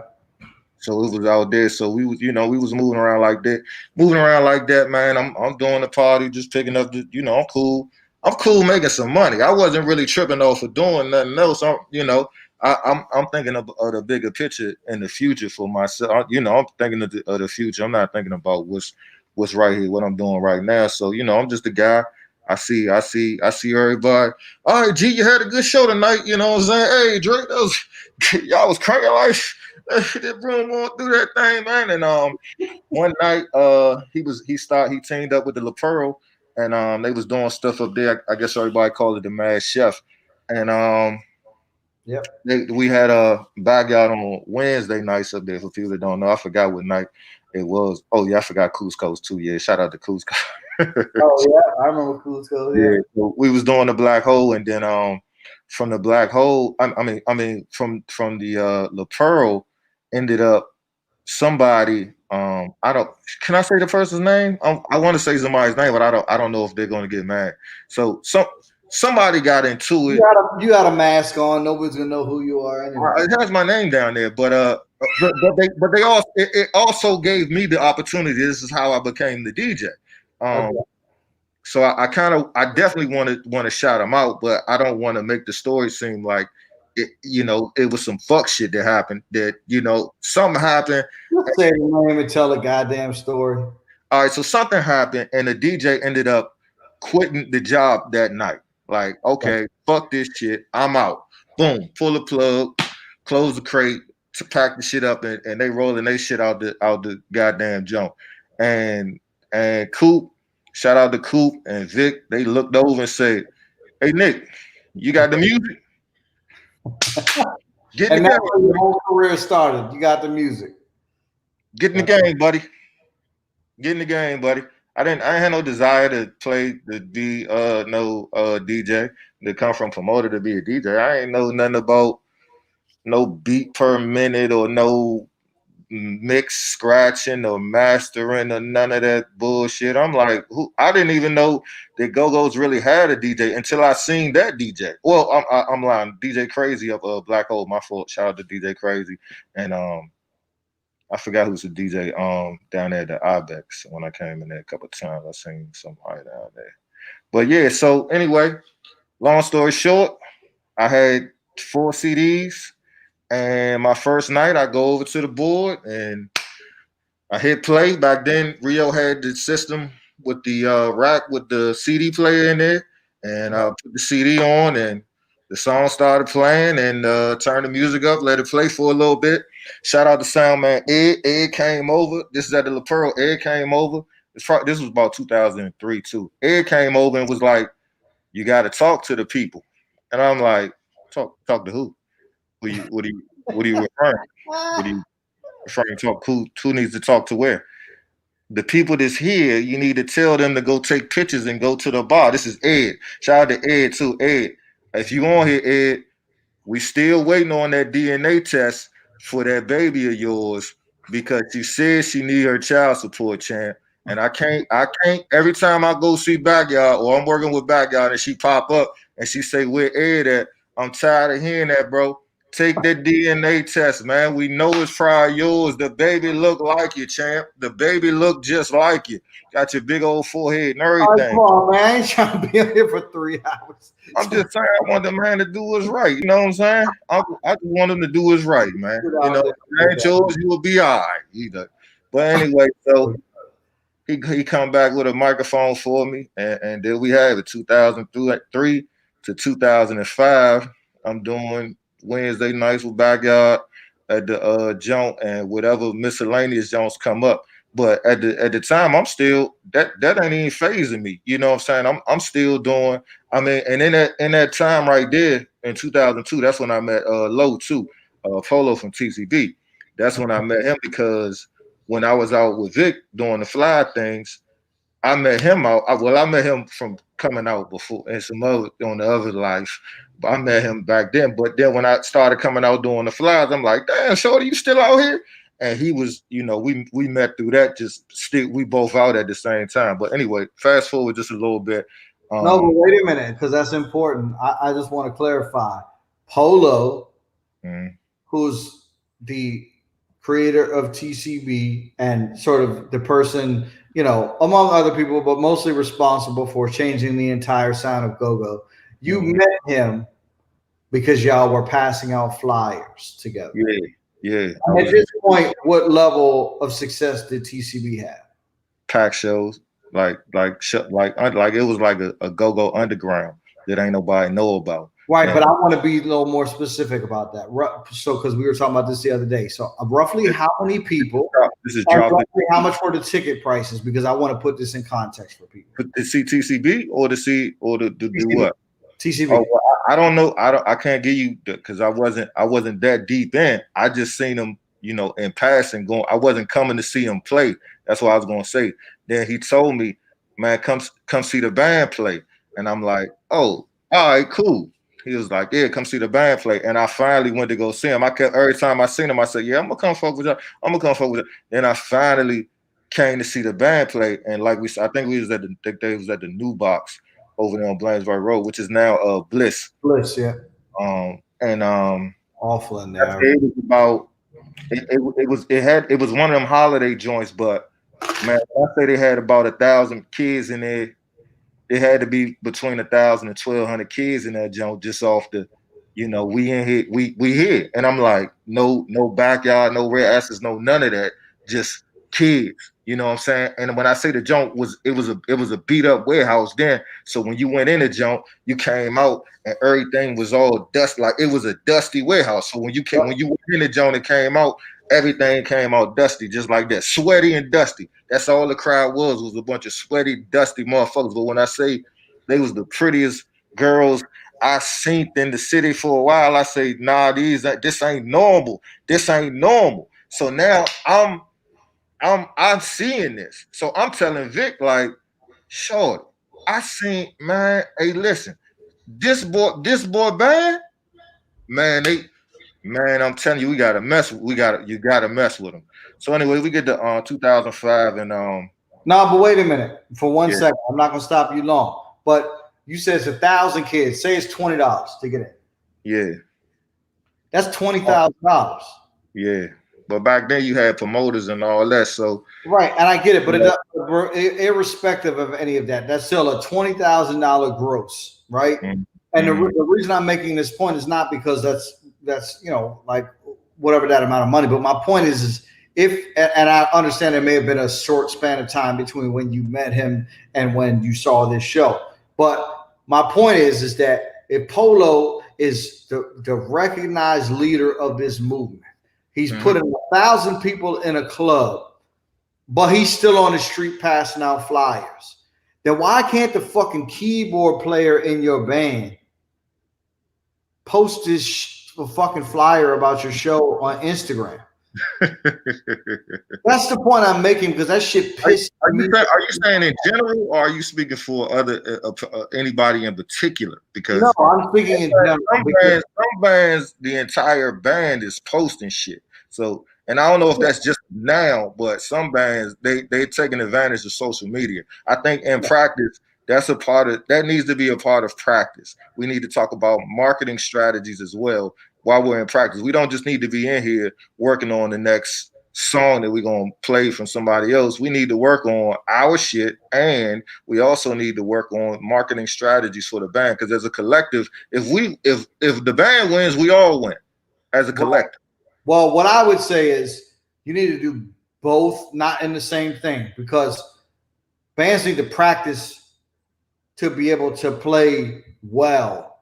Like, there's not a lot of bands that play well. There's a lot of bands that play, and maybe the individual members can play, but there's a difference between having a bunch of people in the band that are good musicians, right, and having a band that plays well together. That's a very big difference. You know what I'm saying? So the music part is super important, but to your point, the marketing part is super important too. But what I'm saying is, what I assume you're going with is, okay, well, we can only get all of these people to get together once a week anyway, so we got to fit both in together. What I'm saying is, y'all need to step the fuck up, do a night of rehearsal, and really fucking rehearse and get good, and then also do another night where you're talking about marketing strategies and social media and all that shit like that. So I'm not disagreeing with you. I'm just saying you got to do both, and you got to do both really well. Like, you can't just half-ass them, which is what I see happening. So anyway, so go ahead. So you tell Vic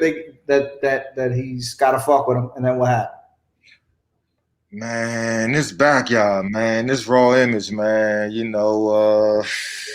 That's just like Walt Jam and them stuff, man. I ain't really trying to get into all that right this minute with all that. So towards the end, I think we was at the what's that on the La Pearl before they changed the name to Man Chef. Wednesday night backyard played there. I think that's when they started towards the end of that jump, going not going down, but going through their transition or whatever was going on in PG County. When stuff started to change over, they they started letting TCB open up for him. And that was well cool. Well, they opened up Cusco's too. My fault. I didn't mean to skip past that. They opened up Cusco's too. So he started getting more familiar with the band. Like it's not like I'm just going I think dealing with certain people, they want to build a rapport and some sort of relationship with you to start doing business with you. So I think that was the important thing to Vic at that time, was to build some sort of rapport and relationship and getting to know the band and getting to know how they move before he really wanted to get invested with them. I'm not sure what could have delayed it, but somewhere around those lines. But when 2005 came, Vic and Eric from the Mad Chef, shout out to Eric Pickens, Yeah. they acquired Club Neon, which was in Clinton, Oh, yeah. One of them far ass places. Yeah, I know what you're talking yeah, right next door to BK Miller. Shout out to Clinton. I love you motherfuckers out there. God damn it, about. boy. The Neon was the first place I went to a go-go, and there was zero Congos on the stage, and I was so confused. Yeah, yeah. I was like, what the fuck happened? I like to call it the house of bounce. I ain't need none of them Congos up there unless Backyard or something was playing, but that's the house of bounce, man. I think Polo really proved his point in a place like that. Not just there, but with his band and the run that they had and the drive that they had. I think they really put something down that can't be matched or never be accomplished by anybody else in the business. So shout out to them again. I can't stop giving them praises, because the things that I witnessed them do. A lot of people comment about TCB from the outside looking in versus really listening to the story. That's why I can't wait for them to finish working on this documentary that they're putting together. It's gonna bring some light to some of these YouTube rumors and some of these internet stories out here. But they really did change a complete dynamic of a business. And for real, he changed it so much that he don't even need to call it a part of go-go. He could say, man, it's just bounce beat. Because what he did was is changed so much that it's tweaked so much that, like, you can't say funk is pop. You can't say rock is you can't say bounce beat is go-go, because it is, but it ain't. But Right. Well, that's what somebody, I think Darren Next I was talking to yesterday, said that, because he reminded me, once I do these interviews, I sort of forget what everybody said, but Donnell Floyd said that. He was like, bounce beat is its own thing. He's like, I can't really say that it's go-go. It's a subgenre. You know what I'm saying? Whatever. And of course, there can be, I mean, come at it from the standpoint that it is go-go, but only in an embracing way. Like, I only say that against like people that be like, that shit ain't go-go. You know what I'm saying? Yes, it is, but also it's its own thing. Like, it's literally its own thing. You know what I'm saying? So anyway, go ahead. Did you get Bo? Did you get Bo the link? Because he's gone off Instagram and going off YouTube now. he probably gone to sleep smoking that good stuff, man. That boy got different flavors of that stuff around him sometimes, man. So It was funny listening to him ridicule you. But anyway, I was trying to get the link, believe it or not. I was trying to snatch it off my Facebook and send it to him. That's what I was doing, but I did the good stuff earlier. But go ahead before it wears off. Where were we? Oh, so they acquired the Neon, and I played a good part, I believe, inside helping to develop and being a part of the grooming of the Neon, as far as some of the events that we threw. A lot of the events that we threw, we really searched for the talent that that we had up there to play. It was unfortunate at times that some bands I didn't like. Sometimes when we would do the pack shows where we packing like 10 bands onto a 4 hour time slot, like from 10 to or whatever. We trying to jam like 10 bounce beat bands in. I didn't like that a lot. I would have preferred for a lot of the bands to be able to display their talent a lot more and get a lot more good live recordings out from that era right there. But for what we did, it was a beautiful thing. I'm sorry for the young man that passed away from down there. I don't know what the situation was, but we didn't have anything to do with the thing, but just simple black on black violence, man. We really gotta come together and figure out some other ways to resolve our issues out here in the street because it ain't that serious, folks. Believe me, it ain't that serious. You know, you can get Nated out. It ain't nothing wrong with catching a Nate. Yeah, it ain't nothing wrong with catching a Nate Robinson. Okay, it can happen. It happens.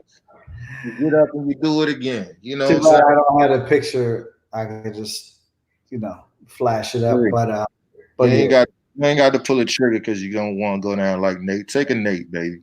Take a Nate. just go sleep.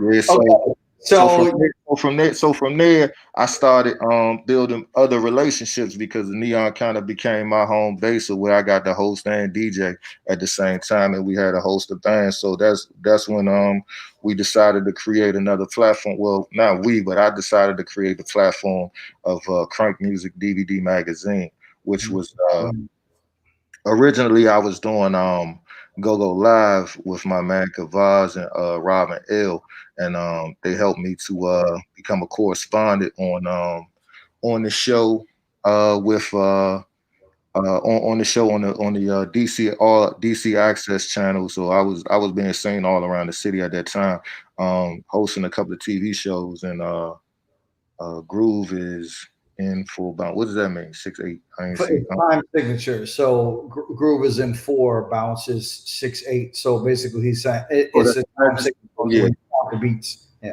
Yeah, I don't play any instruments, guys. I really respect y'all to the highest degree of what you do. I don't know what a measure. I don't know what any of the scales or anything of that nature is. I respect everything you guys do as musicians, artists, MCs, the guy who turns the knobs on the PA boards. I have no idea how to do any of that shit. Thank you guys for doing what you guys do so much.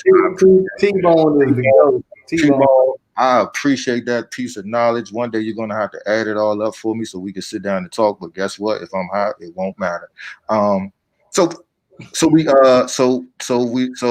they had me on the Go Live DVD magazine, and it was cool. You know, it was cool. They had me on the network with the channel. That was cool. Shit ain't pay no money, man. But like I say, it's I guess it's about paying dues because it built up a social and a relationships in the streets that I probably bonds in the street and in the industry that I probably never would have accomplished if I wasn't a part of that. So shout out to Kavaz and Robin L. Unfortunately, we had some sort of issue where I got fired and I didn't know it on my day off, and they decided to go with other talent to do their DVD.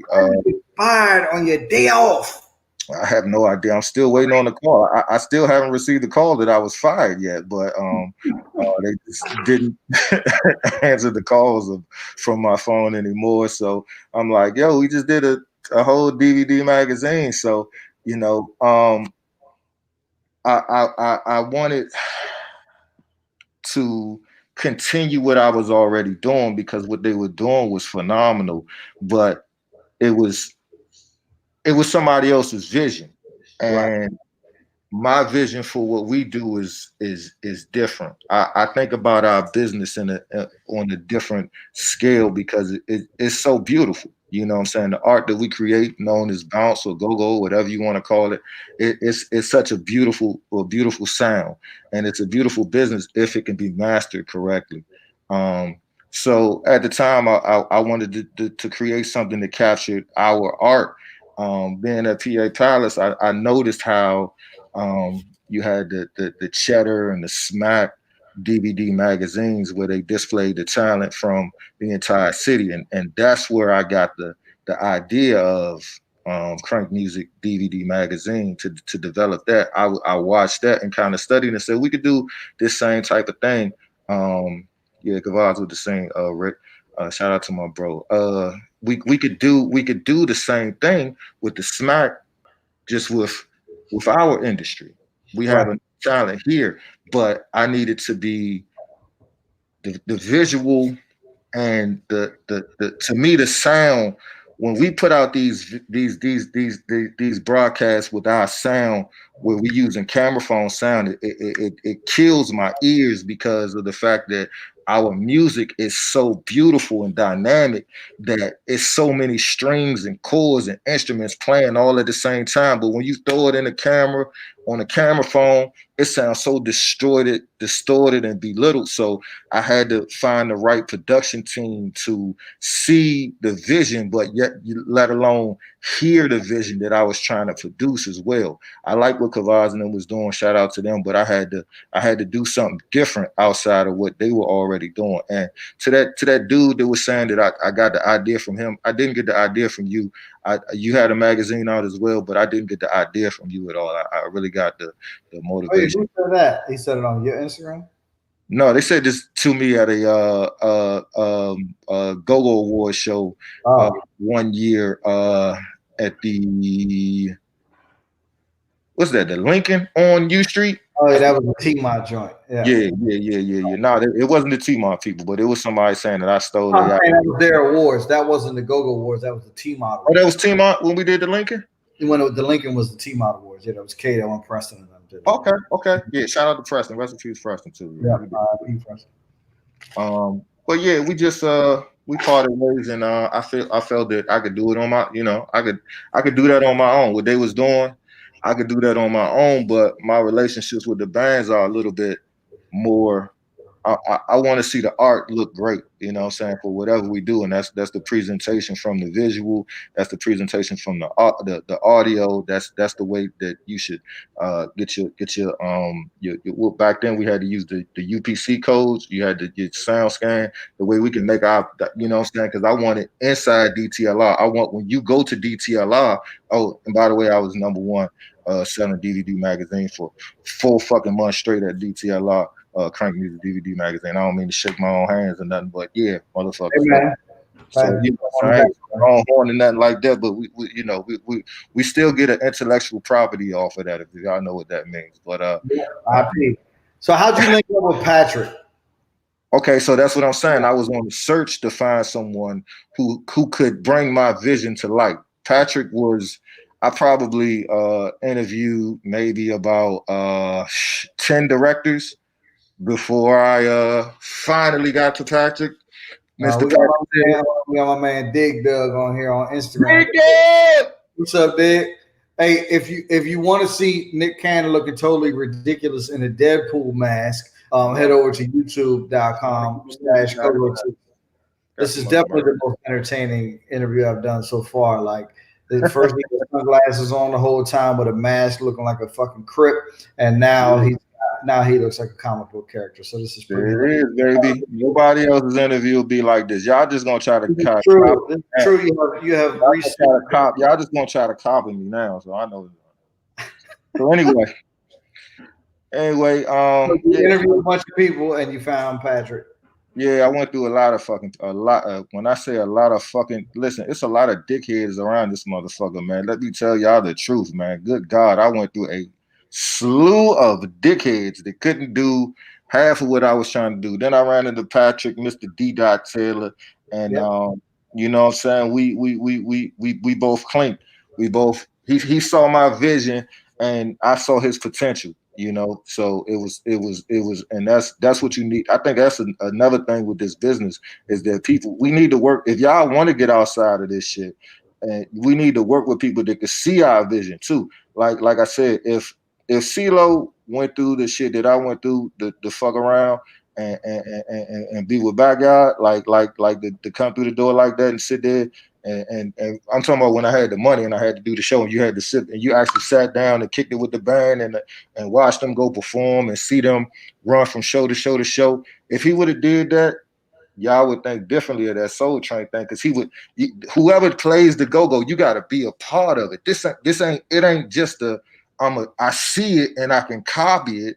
You got to be a part. It's got to really hit. Well, that's what I was asking about earlier with the difference between the music and the culture.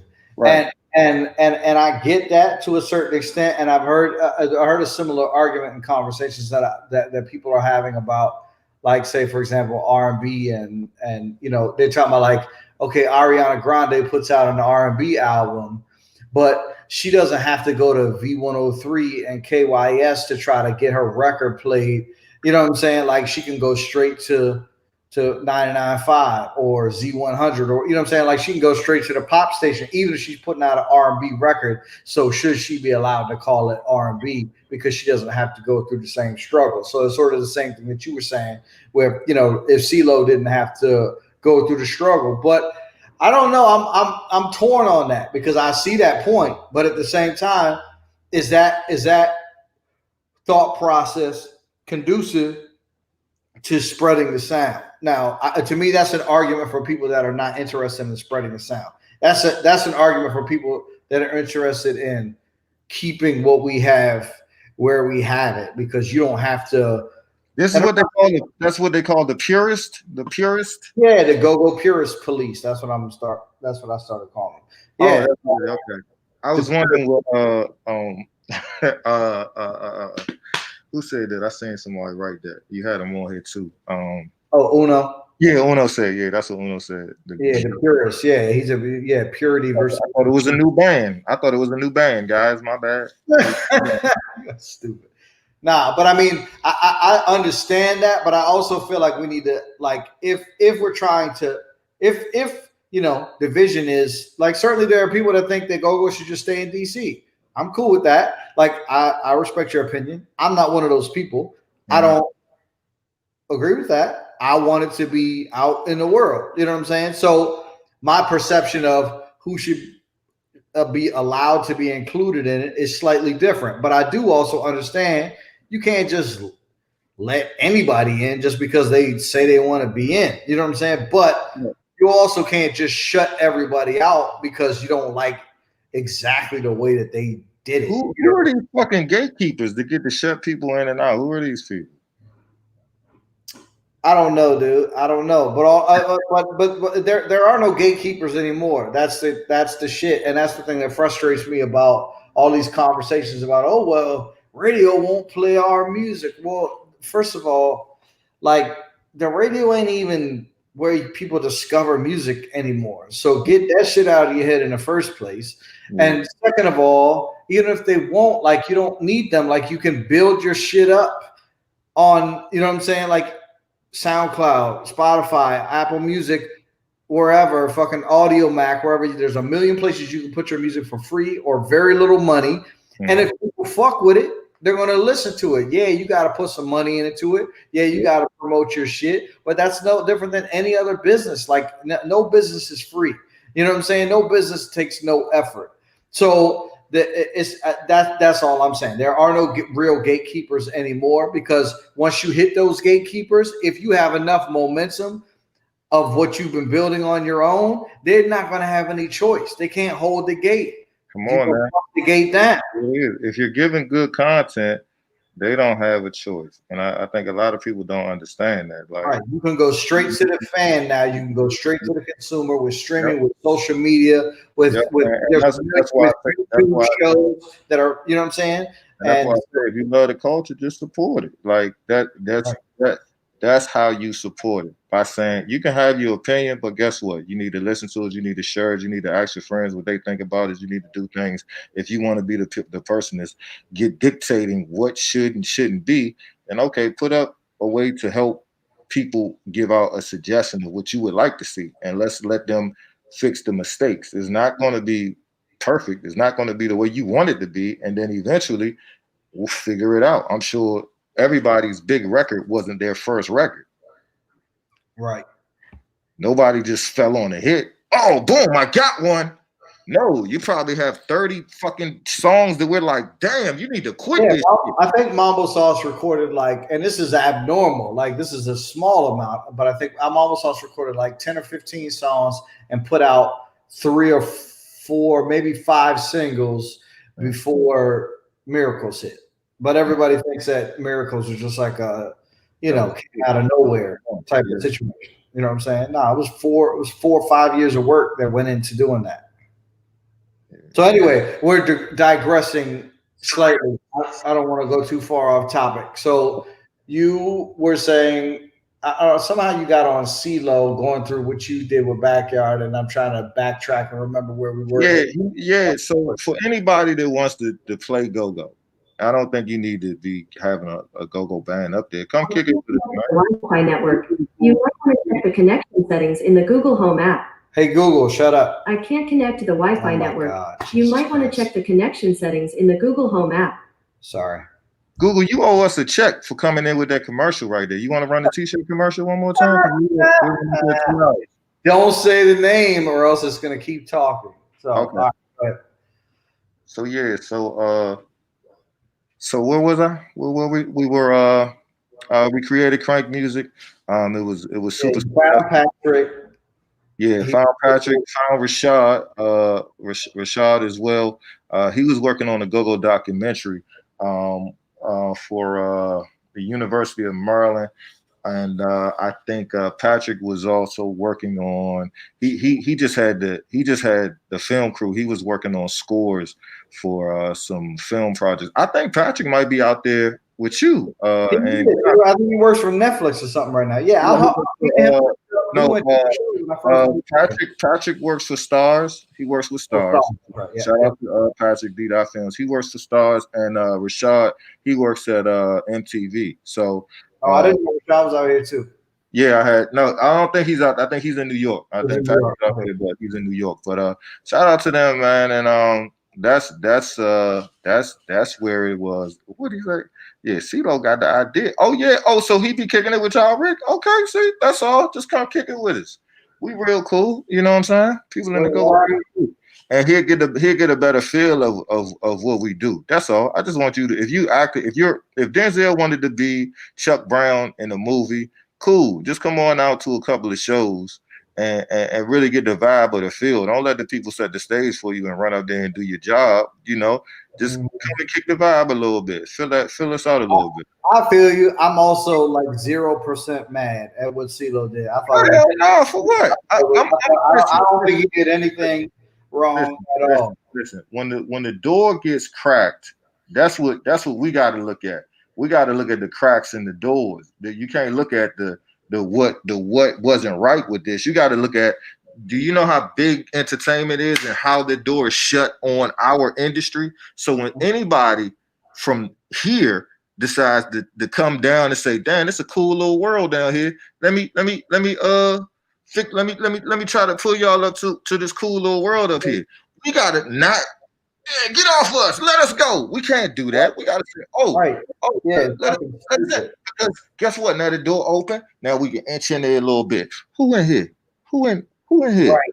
Exactly. All right. So we're getting off topic again, though. You remember Go ahead. You started Crank DVD. And I just want to go because this is how we met. This is how I met you. I remember correctly. Is when y'all came from the nightclub and WPGC and y'all recorded. I think y'all were our third edition because I think y'all were the third edition of Crank Music DVD. I was trying to do something either bi-monthly or quarterly. You know, I wanted to. You know, I figured that with the amount of bands that we have, it wouldn't make sense to be trying to drop something every month and trying to film and edit and come back, because I did all that on my own. Me and Patrick is a photographer. He is not a go-goer. Like, this is like he's in there holding the camera. This is his first go-go. Not a photographer. This is his first go-go. He's holding the camera like this. This is his first go-go type stuff. So it's like, okay, I got you back. Let me ask you a question. How do you think the input of people that are not from go-go culture, like Patrick, for example, and I'm trying to think of another example. I mean, you could say me to a certain extent because I didn't really get into go-go until I was 15. So some people argue that means I haven't been in it long enough, whatever. But how would you argue? What do you think the impact of people that didn't grow up from 0 years old in go-go? Is it a positive or negative? Oh you might want to check the connection settings on the home app. Again, I don't think it's a negative, man, because it's just like Black history. I don't have to be Black to know who Martin Luther King was. You know what I'm saying? I might have a different view from the outside looking in, but for the most part, I like how could you look at that anyway when is truly a you can't do that. You can't compare because what was the question? I'm smoking weed right now. Oh boy, you must have smoked while I went on my break. No, I just was saying, what do you think the impact? Do you think the impact? I guess I should Oh clarify. yeah, no, I did. Okay, I felt like Outside of the culture, on the culture. no. That was my answer right. No, that was my answer right there. With no, you don't have to take Black history. You don't have to be Black to take a Black history class. You know, Right. it's music. It's a genre and it's a business. The people from the outside, everybody should be able to love your music. You think that don't we play reggae music in the club? We're not supposed to play reggae music? Yeah, if you're not I from Jamaica. love that shit. Well, that's what I said. That's what I said the other day when I was on Facebook for 5 minutes when people were complaining about CeeLo playing go-go. I'm like, oh, so I guess nobody that's not from New York can rap? Like rap was made in New York. Like that just doesn't make any sense to me. But I understand. And honestly, I was having a conversation the other day with the head of Black music at YouTube, and he was saying about that. You know, we were talking about part of the reason Gogo not getting outside of the area is because of this protectionist vibe that we have around the culture of that, like, no, we can't let anybody else in. And I certainly think there are some good parts of that, but I think there are, that the downsides may outweigh the upsides in that respect. But so, okay, so you're doing a thing. We met with Mambo Sauce was the 3rd edition. How many editions of the Crank DVD did you do? I did 6. I did one best of, but I did 5 issues, and I probably got about 1,000 hours of footage that I never released before from a lot of bands. I got some of your shit. Now I think about it, I got some of your shit. More than what was in the actual DVD? Yeah, more than it was in it. This is all original stuff. I just never used it. I thought about releasing it, but I'm really not in it. That's not my DVDs don't really make money. So unless I can figure out some sort of way to monetize it. Yeah, right. If I can get nobody even uses DVDs anymore. Now you have to stream stuff. So it's no VCRs or DVD players like that. So it would be of pointless interest unless I was going to put it on YouTube, and then how that works out financially. Like I said, we're still just learning this streaming business as a whole. So and I don't know if it's a digital. I want to give you a slight suggestion on that, because I didn't start this channel to try to like become a YouTube star and monetize videos and make a bunch of videos. My objective with this was to try to, and as much because I did a Facebook rant like a year and a half, 2 years ago, maybe now, about 10 reasons why Gogo isn't bigger and why it's your fault. And shit. Well, I got like 10,000 views in 2 days, right? Shit. So it's all the same shit that we always talk about. But a friend of mine who's not originally from Gogo culture, who's from Richmond, was basically like, bro, you need to pay attention to the fact that you look like the angry white dude telling Black people what to do. And from my perspective, it was like, I'm just speaking to the community that I grew up in about the music that I grew up playing, and I didn't even think about it that way. You know what I'm saying? Yeah. And I don't know that anybody else in the Gogo community thought about it that way either. But the fact that he said that made me think, okay, well, maybe if somebody else sees this, they might. And I don't want anybody to think that I'm that person. So let me redo it in a way that is more of a conversation and more of an interview, as opposed to like an accusing sort of tone, which is what we always do in Gogo. So anyway, so that's why I started this. I did not ever start this to make money. However, it does cost me money to do this because it's absolutely service that I'm using has a nice little fancy Gogo, the logo and all that shit. Wait. That shit costs money. So against my normal inclination, what I did do a couple of weeks ago was only a couple episodes ago. I've almost done 80 episodes of this, and I just started it like 3 or 4 ago. Nice. I started doing 100. I want to be on 100. Okay. All right. I'm gonna bring you back for 100. You gotta wear a different mask though. I got 10 of them. I got 10 of them. They're in the car though. I didn't want to wait that much. So I just started running this little ticker on the bottom saying donate at Cash App, you know what I'm saying, or PayPal, not really expecting that anybody would, not really being offended if anybody didn't. Okay. However, some people have, you know what I'm saying? So, and incidentally, are you caking over here, sir? Are you caking? That's what they call it now when you get money. Are you caking? Wait a minute. Hold on. Let me put some context around this. I have been doing this show since April. It is now December, April, May, June, July, August.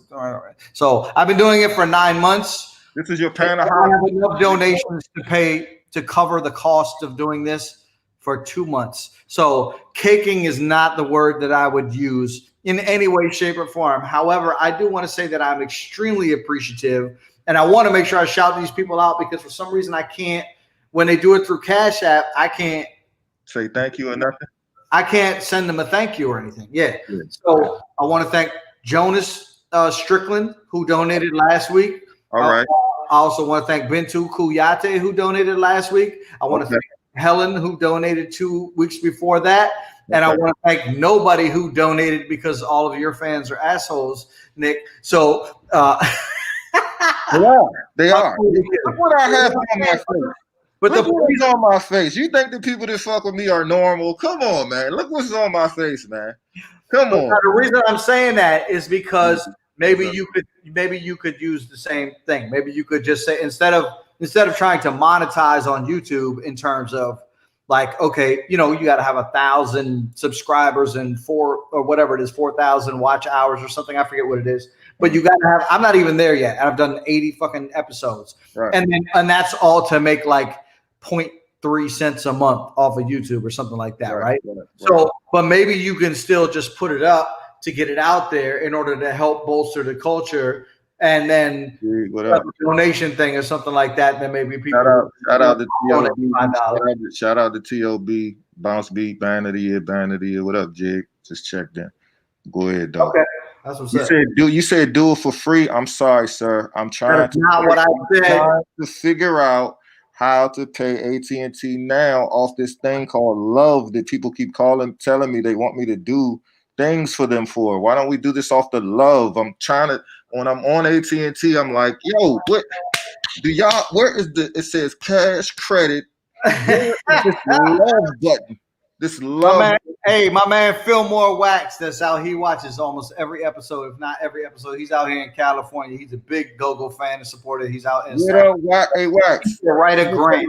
I hope that wax for the real wax when we pull back up out there, man. I need some of that good for my lungs, man. I need you. I seen the dude fall out one day like this. I need to do. All right, man. Come on, man. You going off topic. I'm trying to give you a way to sort of at least, if not make money, at least hopefully cover your costs if you want to put some of that stuff out. Because again, Cali Couture. Say again. I was saying shout out to Cali Couture. Oh, okay. People checking in on my IG now, so I went to the other IG now. Oh, so okay? I got you. So you just taking all my viewers and bringing them over to you. Okay, I got your link in my thing though, so don't worry. I'm just fucking with you. I'm just fucking with you. Y'all want to see the full thing? Come to the jump. Click the link right there. There you go. Bet. So okay, so after the Crank DVD is completed, and you the best of, then what did you do? Yeah, a bunch of clubs. DJ. What is the role of a DJ in Go-Go as opposed to a regular club DJ? The DJ in Go-Go is just it's a little different because there's sort of a, and I gotta get his rule to these new DJs. There's sort of an unwritten rule for DJs to DJ in the Go-Go to not play Go-Go in the fucking Go-Go. All right, guys. As much as I like other bands, if you have to think about this position that you play, it's a pivotal role in your career. If you're building a relationship with the band, and your favorite bunny, what up? BJ Cool Mind, what up? Pam, hey baby. I love y'all. I love y'all too. If you're trying to you get more attention than me. It's my motherfucking show. Oh, my bad, champ. Where you at? No, it's all good. If you're really make you. I understand we love other bands, but if I'm and I don't want to use this because people will take it personal, but if I'm DJing a TCB event, I shouldn't be playing Backyard or Rare Essence or TOB. It's just an unwritten rule. Use your skill with as much. I don't. I mean, play locals and I don't mean to call our artists locals, but play independent artists from the area if you feel like you need to turn it up a little bit. Let that band that's on that stage have their shine. You know what I'm saying? Don't spike their shine because at the end of the day, nobody gives a fuck about you, DJ. You're in the go-go. Nobody gives a fuck about you. You are super replaceable. So Hold up. But clearly that's not the case very because much so the case. Very much so the case. People are here to see the band. People are here to see the band. They don't give a fuck who's playing that record. They're happy when you're there, but they don't really give a fuck who it is. It could be MC. I don't even know how to play a record. I just push the button. They don't really give a fuck. I'm telling you that now because it's the truth. I remember I come from both sides of this business, from promotion and from fucking, actually being management at a club. So I know they don't give a fuck about you, bro. So don't think the world revolves around you. You aren't in the band. The band back up. So I want to use that as a segue. So you come from both sides of the business. You come from managing a club. You come from being a DJ. And then, so how did you segue that into what you're doing now with Bounce Beat Records, working with TCB? Tell us about that and how that started and you got into it. Cause I think it's a hilarious fucking story. You got to tell it exactly the same way you told it to me because that shit was funny. Hey sis, you on here, sis? You got it. I think that's Callie that's on my page. Hey sis, hit the hot button if you on here because this story is for you. This story right here is for you. Okay, so I'm gonna wait for her to hit the hot button. There she go. Okay, she on here. So Callie Couture is on here. All right, so this story for us. You want me to just fast forward to the record stuff now? We're just gonna get right there to it. We done with the rest of my. Yeah. Trying to get me out of here? Is this what you saying? You want the end of my career from there? You're missing the whole 10 years. But anyway, go. I'm gonna say we'll go there. But no. When I come back on the 100th show, I'll give the other 10 years. Okay, we stopped that crank music. Now we're going to Bounce Beat Records. We're already over 2 hours as it is. Who cares? Motherfuckers in quarantine. They got nowhere to go. It's a game on.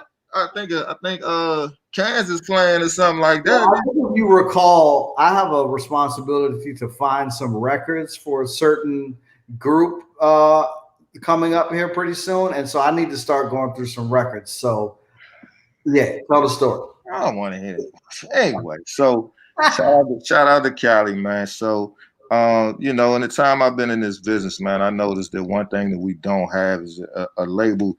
We're running to the industry to embrace us. We're begging so bad. Industry, help us, please come, please, Def Jam, Motown, anybody, please, anybody come, please, anybody come. And we're looking at these labels. What DC doesn't have is its own independent entity that understands what go-go is, that understands how it's played, that understands our independent artists, our city, our sound. Correct? That's what they were saying about 3 years ago, right? So it's our city, our sound. Bounce Beat Records was created not for that reason, but it sounds great to the story. But so anyway, I got a call and shout out to my brother, man, Bo from TCB, man. He called me one day and I guess his sis, she's infatuated with TikTok right now, doing these TikTok challenges out there, just doing. For all you old people watching, that's a new fancy app. Yeah, TikTok is a new app that all the kids are on. That they'll only be on for a couple of months because the old people will start coming. That they migrate every like 3 to 6 months from app to app. So for people who invest in stocks and stuff like that, pay attention to the apps that the kids are popping to. And I think if you can, you might be able to buy some stock in TikTok soon because they're about to get acquired by somebody in the US. So do your research, man. Yeah, because they thought they were Chinese spyware. But anyway, yeah. So go ahead. Okay, so Bo calls you and says that his sister is addicted to TikTok. Oh, for people that don't know, Bo is like my half brother. Okay, so people that do know is like Bill. We hang out all the time. Like that's my guy. We'll go to the club, and our code names in the club is he's black and I'm Miles. So that's what Billy the Kid named us. That's black and I'm Miles. So that's my guy. So if he calls me, I feel like I'm a solution maker to whatever this is. You could call me with something, Malachi, and I'll try to figure out how to make this shit work. You know what I'm saying? I probably will. So just for anybody that doesn't know, Bo is Bo is the lead talker for the TCB. lead talker for TCB now, Right. who replaced the Long Live Polo. Yeah, resting in heaven. Rest in peace, Long Live Polo. And so when Polo passed, Bo took the mantle on himself. Yeah. And this is your half brother, and he. It didn't quite. Ben was still involved, and so Ben still tried to keep it afloat the best he could. My man, somebody breaking in. That's the what you call them alarm. That was my wife texting me. Sorry. Oh, okay. Oh, she sees you on YouTube. She can see you on YouTube. Tell her you famous, man. God, just baby, I'll be there. All right, let me hurry up. So she got his sister got infatuated with these TikTok dances and videos. But what was missing from TikTok is where is you can put music in. You can put the Five Heartbeats, the Temptations, the OJs, Redman, whoever. And there's not a lot of go-go in there though. So it was like how to get the music on TikTok. How come the band's music isn't on TikTok? And that's really where the label actually generated. We were like, he was like, yo. You're not telling it the same way you told it to me. It was way funnier. The way you told it to me was okay. Bo called and said, my sister's on TikTok and we're not on TikTok. Figure it out. Yes, there you go. Well, there you go. You telling us, okay, damn, I wanted to get the longer version. Okay, that's what it was. And that's usually how he calls me. Hey, my sister on TikTok. Bo calls, say, hey, my sister on TikTok. How come the band music ain't on TikTok? I don't know. I see what I could do. Figure it out. And he hung up. And that was the end of the conversation. And to get the music on TikTok, you kind of have to have some sort of established label or some sort of distribution platform going on so that you could get your music up on the other platforms. But if you acquire a label, then it's almost automatically inside your label. So we said, let's start. How much will it be to start up a label? What will it take to invest? What will it take to market? What will it take? Let's go. And that's Bounce Beat Records was born. We are 3 singles in. Shout out to B. And shout out to the whole TCB band. We also have another band under the label. The one band, if you like them, you can follow them at Bounce Beat Records. We got the Instagram, that's 202. If you follow that, or you could just download everything under TCB. And I think you can search TCB, the Bounce Beat Kings, on all platforms and everything that they have this out. And then we got some new stuff coming too. So that's how the label actually started. But right now we looking, for bands, artists, DJs. You might have a hot mix, man. Malachi, you got some riffs over there, some acoustics over there you want to send to us? We Bounce Beat Records, man. We want to put out the sound of the city. Hey, Dirty Murphy, my man Dirty, the St. Lunatics just stepped in there. What up, Murph? Okay. Dirty. What up, man? DJ Big John, what's up, brother? Also, did I shout out Big John? Make sure I shout out Big John. Big John, love you, man. You know what I'm saying? Big John was one of the guys that's one of my inspirators, one of my motivators, and one of my mentors. So I know y'all have the only person that I know. I know y'all have y'all weird relationship. No, that's my man. But Big John is the only person I know that is as much of a jerk before he got saved as he is after he got saved, which is why I call him the Jesus jerk. But no, that's my man. I love Big John. That's my man. But we're always gonna talk shit to each other at every. That is my guy. That's my guy. Yeah. He's one of the people that also always had great advice. Always, because this business can be very discouraging in all types of ways. Because financially, the money ain't always there for you. You know what I'm saying? Being in this business, the money ain't always there. You really got to have a true, genuine love for this business. You know what I'm saying? For the music, not the business, but you got to have a genuine love and a strong backbone for this shit. Cause there's gonna be some nights where the promoters come to you and say, "We ain't got shit, champ. What you gonna do?" It's gonna be nice where the band come to you and say, "Thanks for your services. You fired." It's gonna be nice where it's just it's snowing outside and you trying to figure out, why am I going to this joint tonight? If I don't feel safe going, why am I going? What make me think people coming out here? But that we love this so much that it's nothing that we not willing to do to keep it, love it, and preserve it. That's why people, CeeLo hear this. That's why people are so weird, because it's like this something they feel like they really it's really their soul. You know what I'm saying? As a part of their soul. So when they see the recurring theme from this series is that, and also my life, is that this music sort of becomes a centerpiece of your life. You know what I'm saying? Versus just something that you like to casually listen to. Like there's far more people that are super passionate about go-go than are super passionate about most other forms of music. You know what I'm saying? Like it's not like it's just like, oh, I love hip hop. I read the hip hop blogs. I know the hip hop artists or whatever. Yeah. Your whole life revolves around go-go. Yeah, like I got the show started at 10. Girl, I'm gonna be here by 10:15.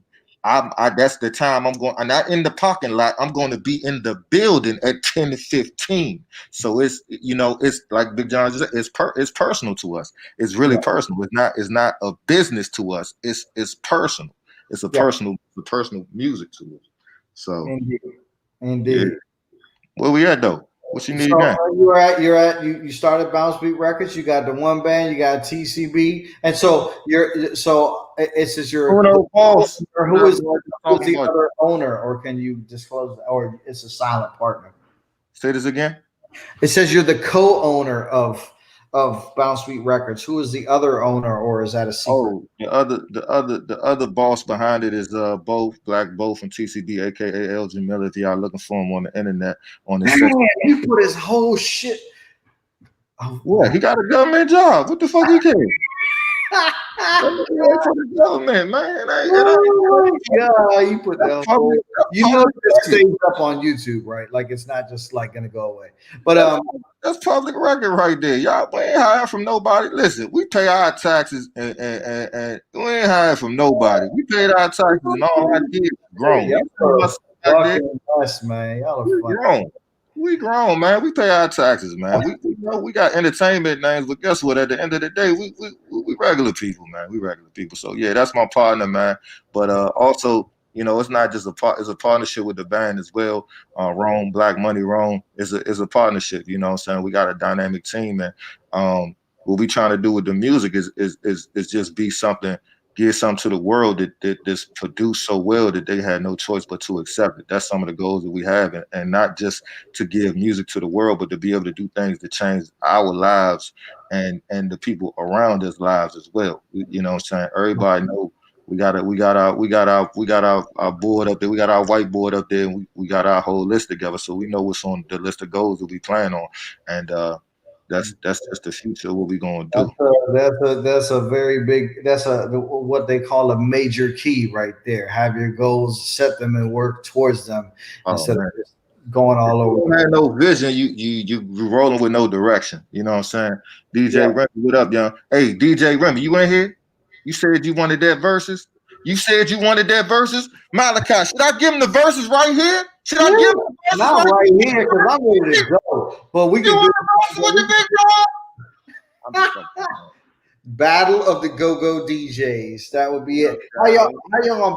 But here's my question: if it's not a band playing, if y'all do a verses, are y'all doing go-go verses? Or are y'all doing regular music verses? Because there's no band to offend. What you gonna do? Let me see. I would have to think about it. You know what I'm saying? Because I want rounds. Like Jeezy and Gucci was cool, but they only got one dynamic of music. So I want some rounds. You know what I'm saying? I want if I had to do a verse with somebody, we gotta show off music in general. We can't just show off go-go, which I love our music all together. We could just do it all go-go John. He said, let's do it. You can have backyard. I'll take TCB. Hey, look here, champ. TCB, if I did that, if you had the balls to take on the big dog, I would have to take TCB. Just out of love for the. I don't think y'all need to. I don't think it should be one band per DJ. It's y'all just play your motherfucking set, and whatever set you play, then that's it. It's a DJ battle. Like, yeah, all right. Oh, we can look at doing that shit. We can look at doing that shit. I got to figure out how to get the audio to come through this thing to make it sound right, so people will actually enjoy it. You know what I'm saying? I know it's possible. I just haven't done it before, and I don't have the time to figure out the technical shit. So I need to bring in one of my more technical people to figure it out. But okay, we can talk about that. We can see if we can do that. I want to shout out everybody that came on here. My man Ricky said, true, I moved 800 miles away and had to play in the band out here in Atlanta. Shout out to XO Band. Shout out to Fillmore Wax. Yeah. T-Bone from Trouble Funk. Shout out to Jerry. Drop the bomb, T-Bone. I said drop the bomb, T-Bone. My brother-in-law, Youngin Demond Stevens. Shout out to Bootsy Vegas, Sally Williams. Shout out to Sherrod Cox. Shout out to Doc from Faces You Know. Shout out to Malik the Freak for tuning in. Bella My Beats. U Street Music Group. Thank you, everybody, for tuning in.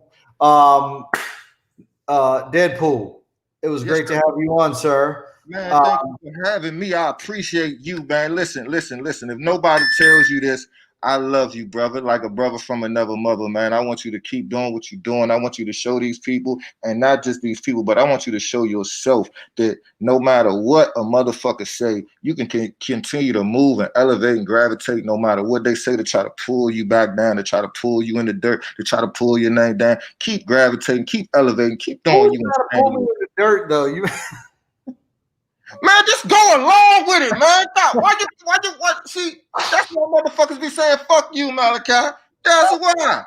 God damn. Who on here this too, man? Shout out to everybody, man. You know, DJ Remy, man. Love you, man. You know I ain't doing no goddamn battles, man. I'm too lazy for that shit. DJ Big John, love you, bro. Shadow, love you. Uno, love you. Who else in here, man? Everybody, man. Everybody. Bo, love you, man. My Fish Street boys love you. Murph Dirty, appreciate you for coming through. Listen, like get the Bo situation together so he can come on. He watch every episode. Like, just call. I sent that nigga the link. I'm sorry, excuse my. I sent him the link, man. I sent it to him too. And he was like, I went off right there. I sent him the link, man, and he was like, yeah, that's all the message was. So I don't know, man. I might have to do it when I come back for the 100 episode. Just sneak them in here with you. Just to be like, yeah, I just got it. We'll figure it out. Yeah. But I appreciate you, man. We'll talk tomorrow, if not later tonight, I'm sure. Yeah. Thank you for coming on, and thank you everybody for tuning in. Always a pleasure, and thank you for making such an entertaining show, my friend. I appreciate it. I'm gonna be back, man. Hey, listen, if you ever get sick of something or you want to do something, man, you know, you need to take a week off, man. Just give me a call, man. I'll be happy to sit in here and do. What is this thing called? Gogotalx. Gogotalx. Gogotalx is the name of the show. Gogotalx is the name of the website. Yeah. Gogotalx is the site, and Gogotalx is the show. So you know. Your girl ain't a hoe. You know what I'm saying? If you know, come on to the go-go. All right, man. Bye, man. Bye. All right, man. Appreciate you. Love y'all, man. See y'all later. All right. Thank you, everybody. That was definitely the funniest episode we've had so far. Shout out to my man, Nick the King Kannon. Thank you, everybody, for joining in. If you feel so inclined to get yourself a Gogo as Fuck t-shirt, Gogo AF, you can go to Gogotalx.com. I'm sorry, Gogotalx.co. It's not .com, it's .co. So .co. gogotalx.com/shop, and you can get yourself one of those shirts. Sorry, other way, that way. There's multiple colors, of 6 colors that you can get. There's also a sweatshirt version. So go ahead and knock that out. Get that for your folks for Christmas. And then also, if you feel so inclined to donate to help cover the cost of putting on this show, I would really appreciate it. But if not, that's fine too. I know it's tough times for everybody, so no complaints at all. Just thank you for watching. And we will see you next week. I don't remember who I have on next week yet, but I will let you know. And it'll be up on the website. And thank you guys very much. And have a great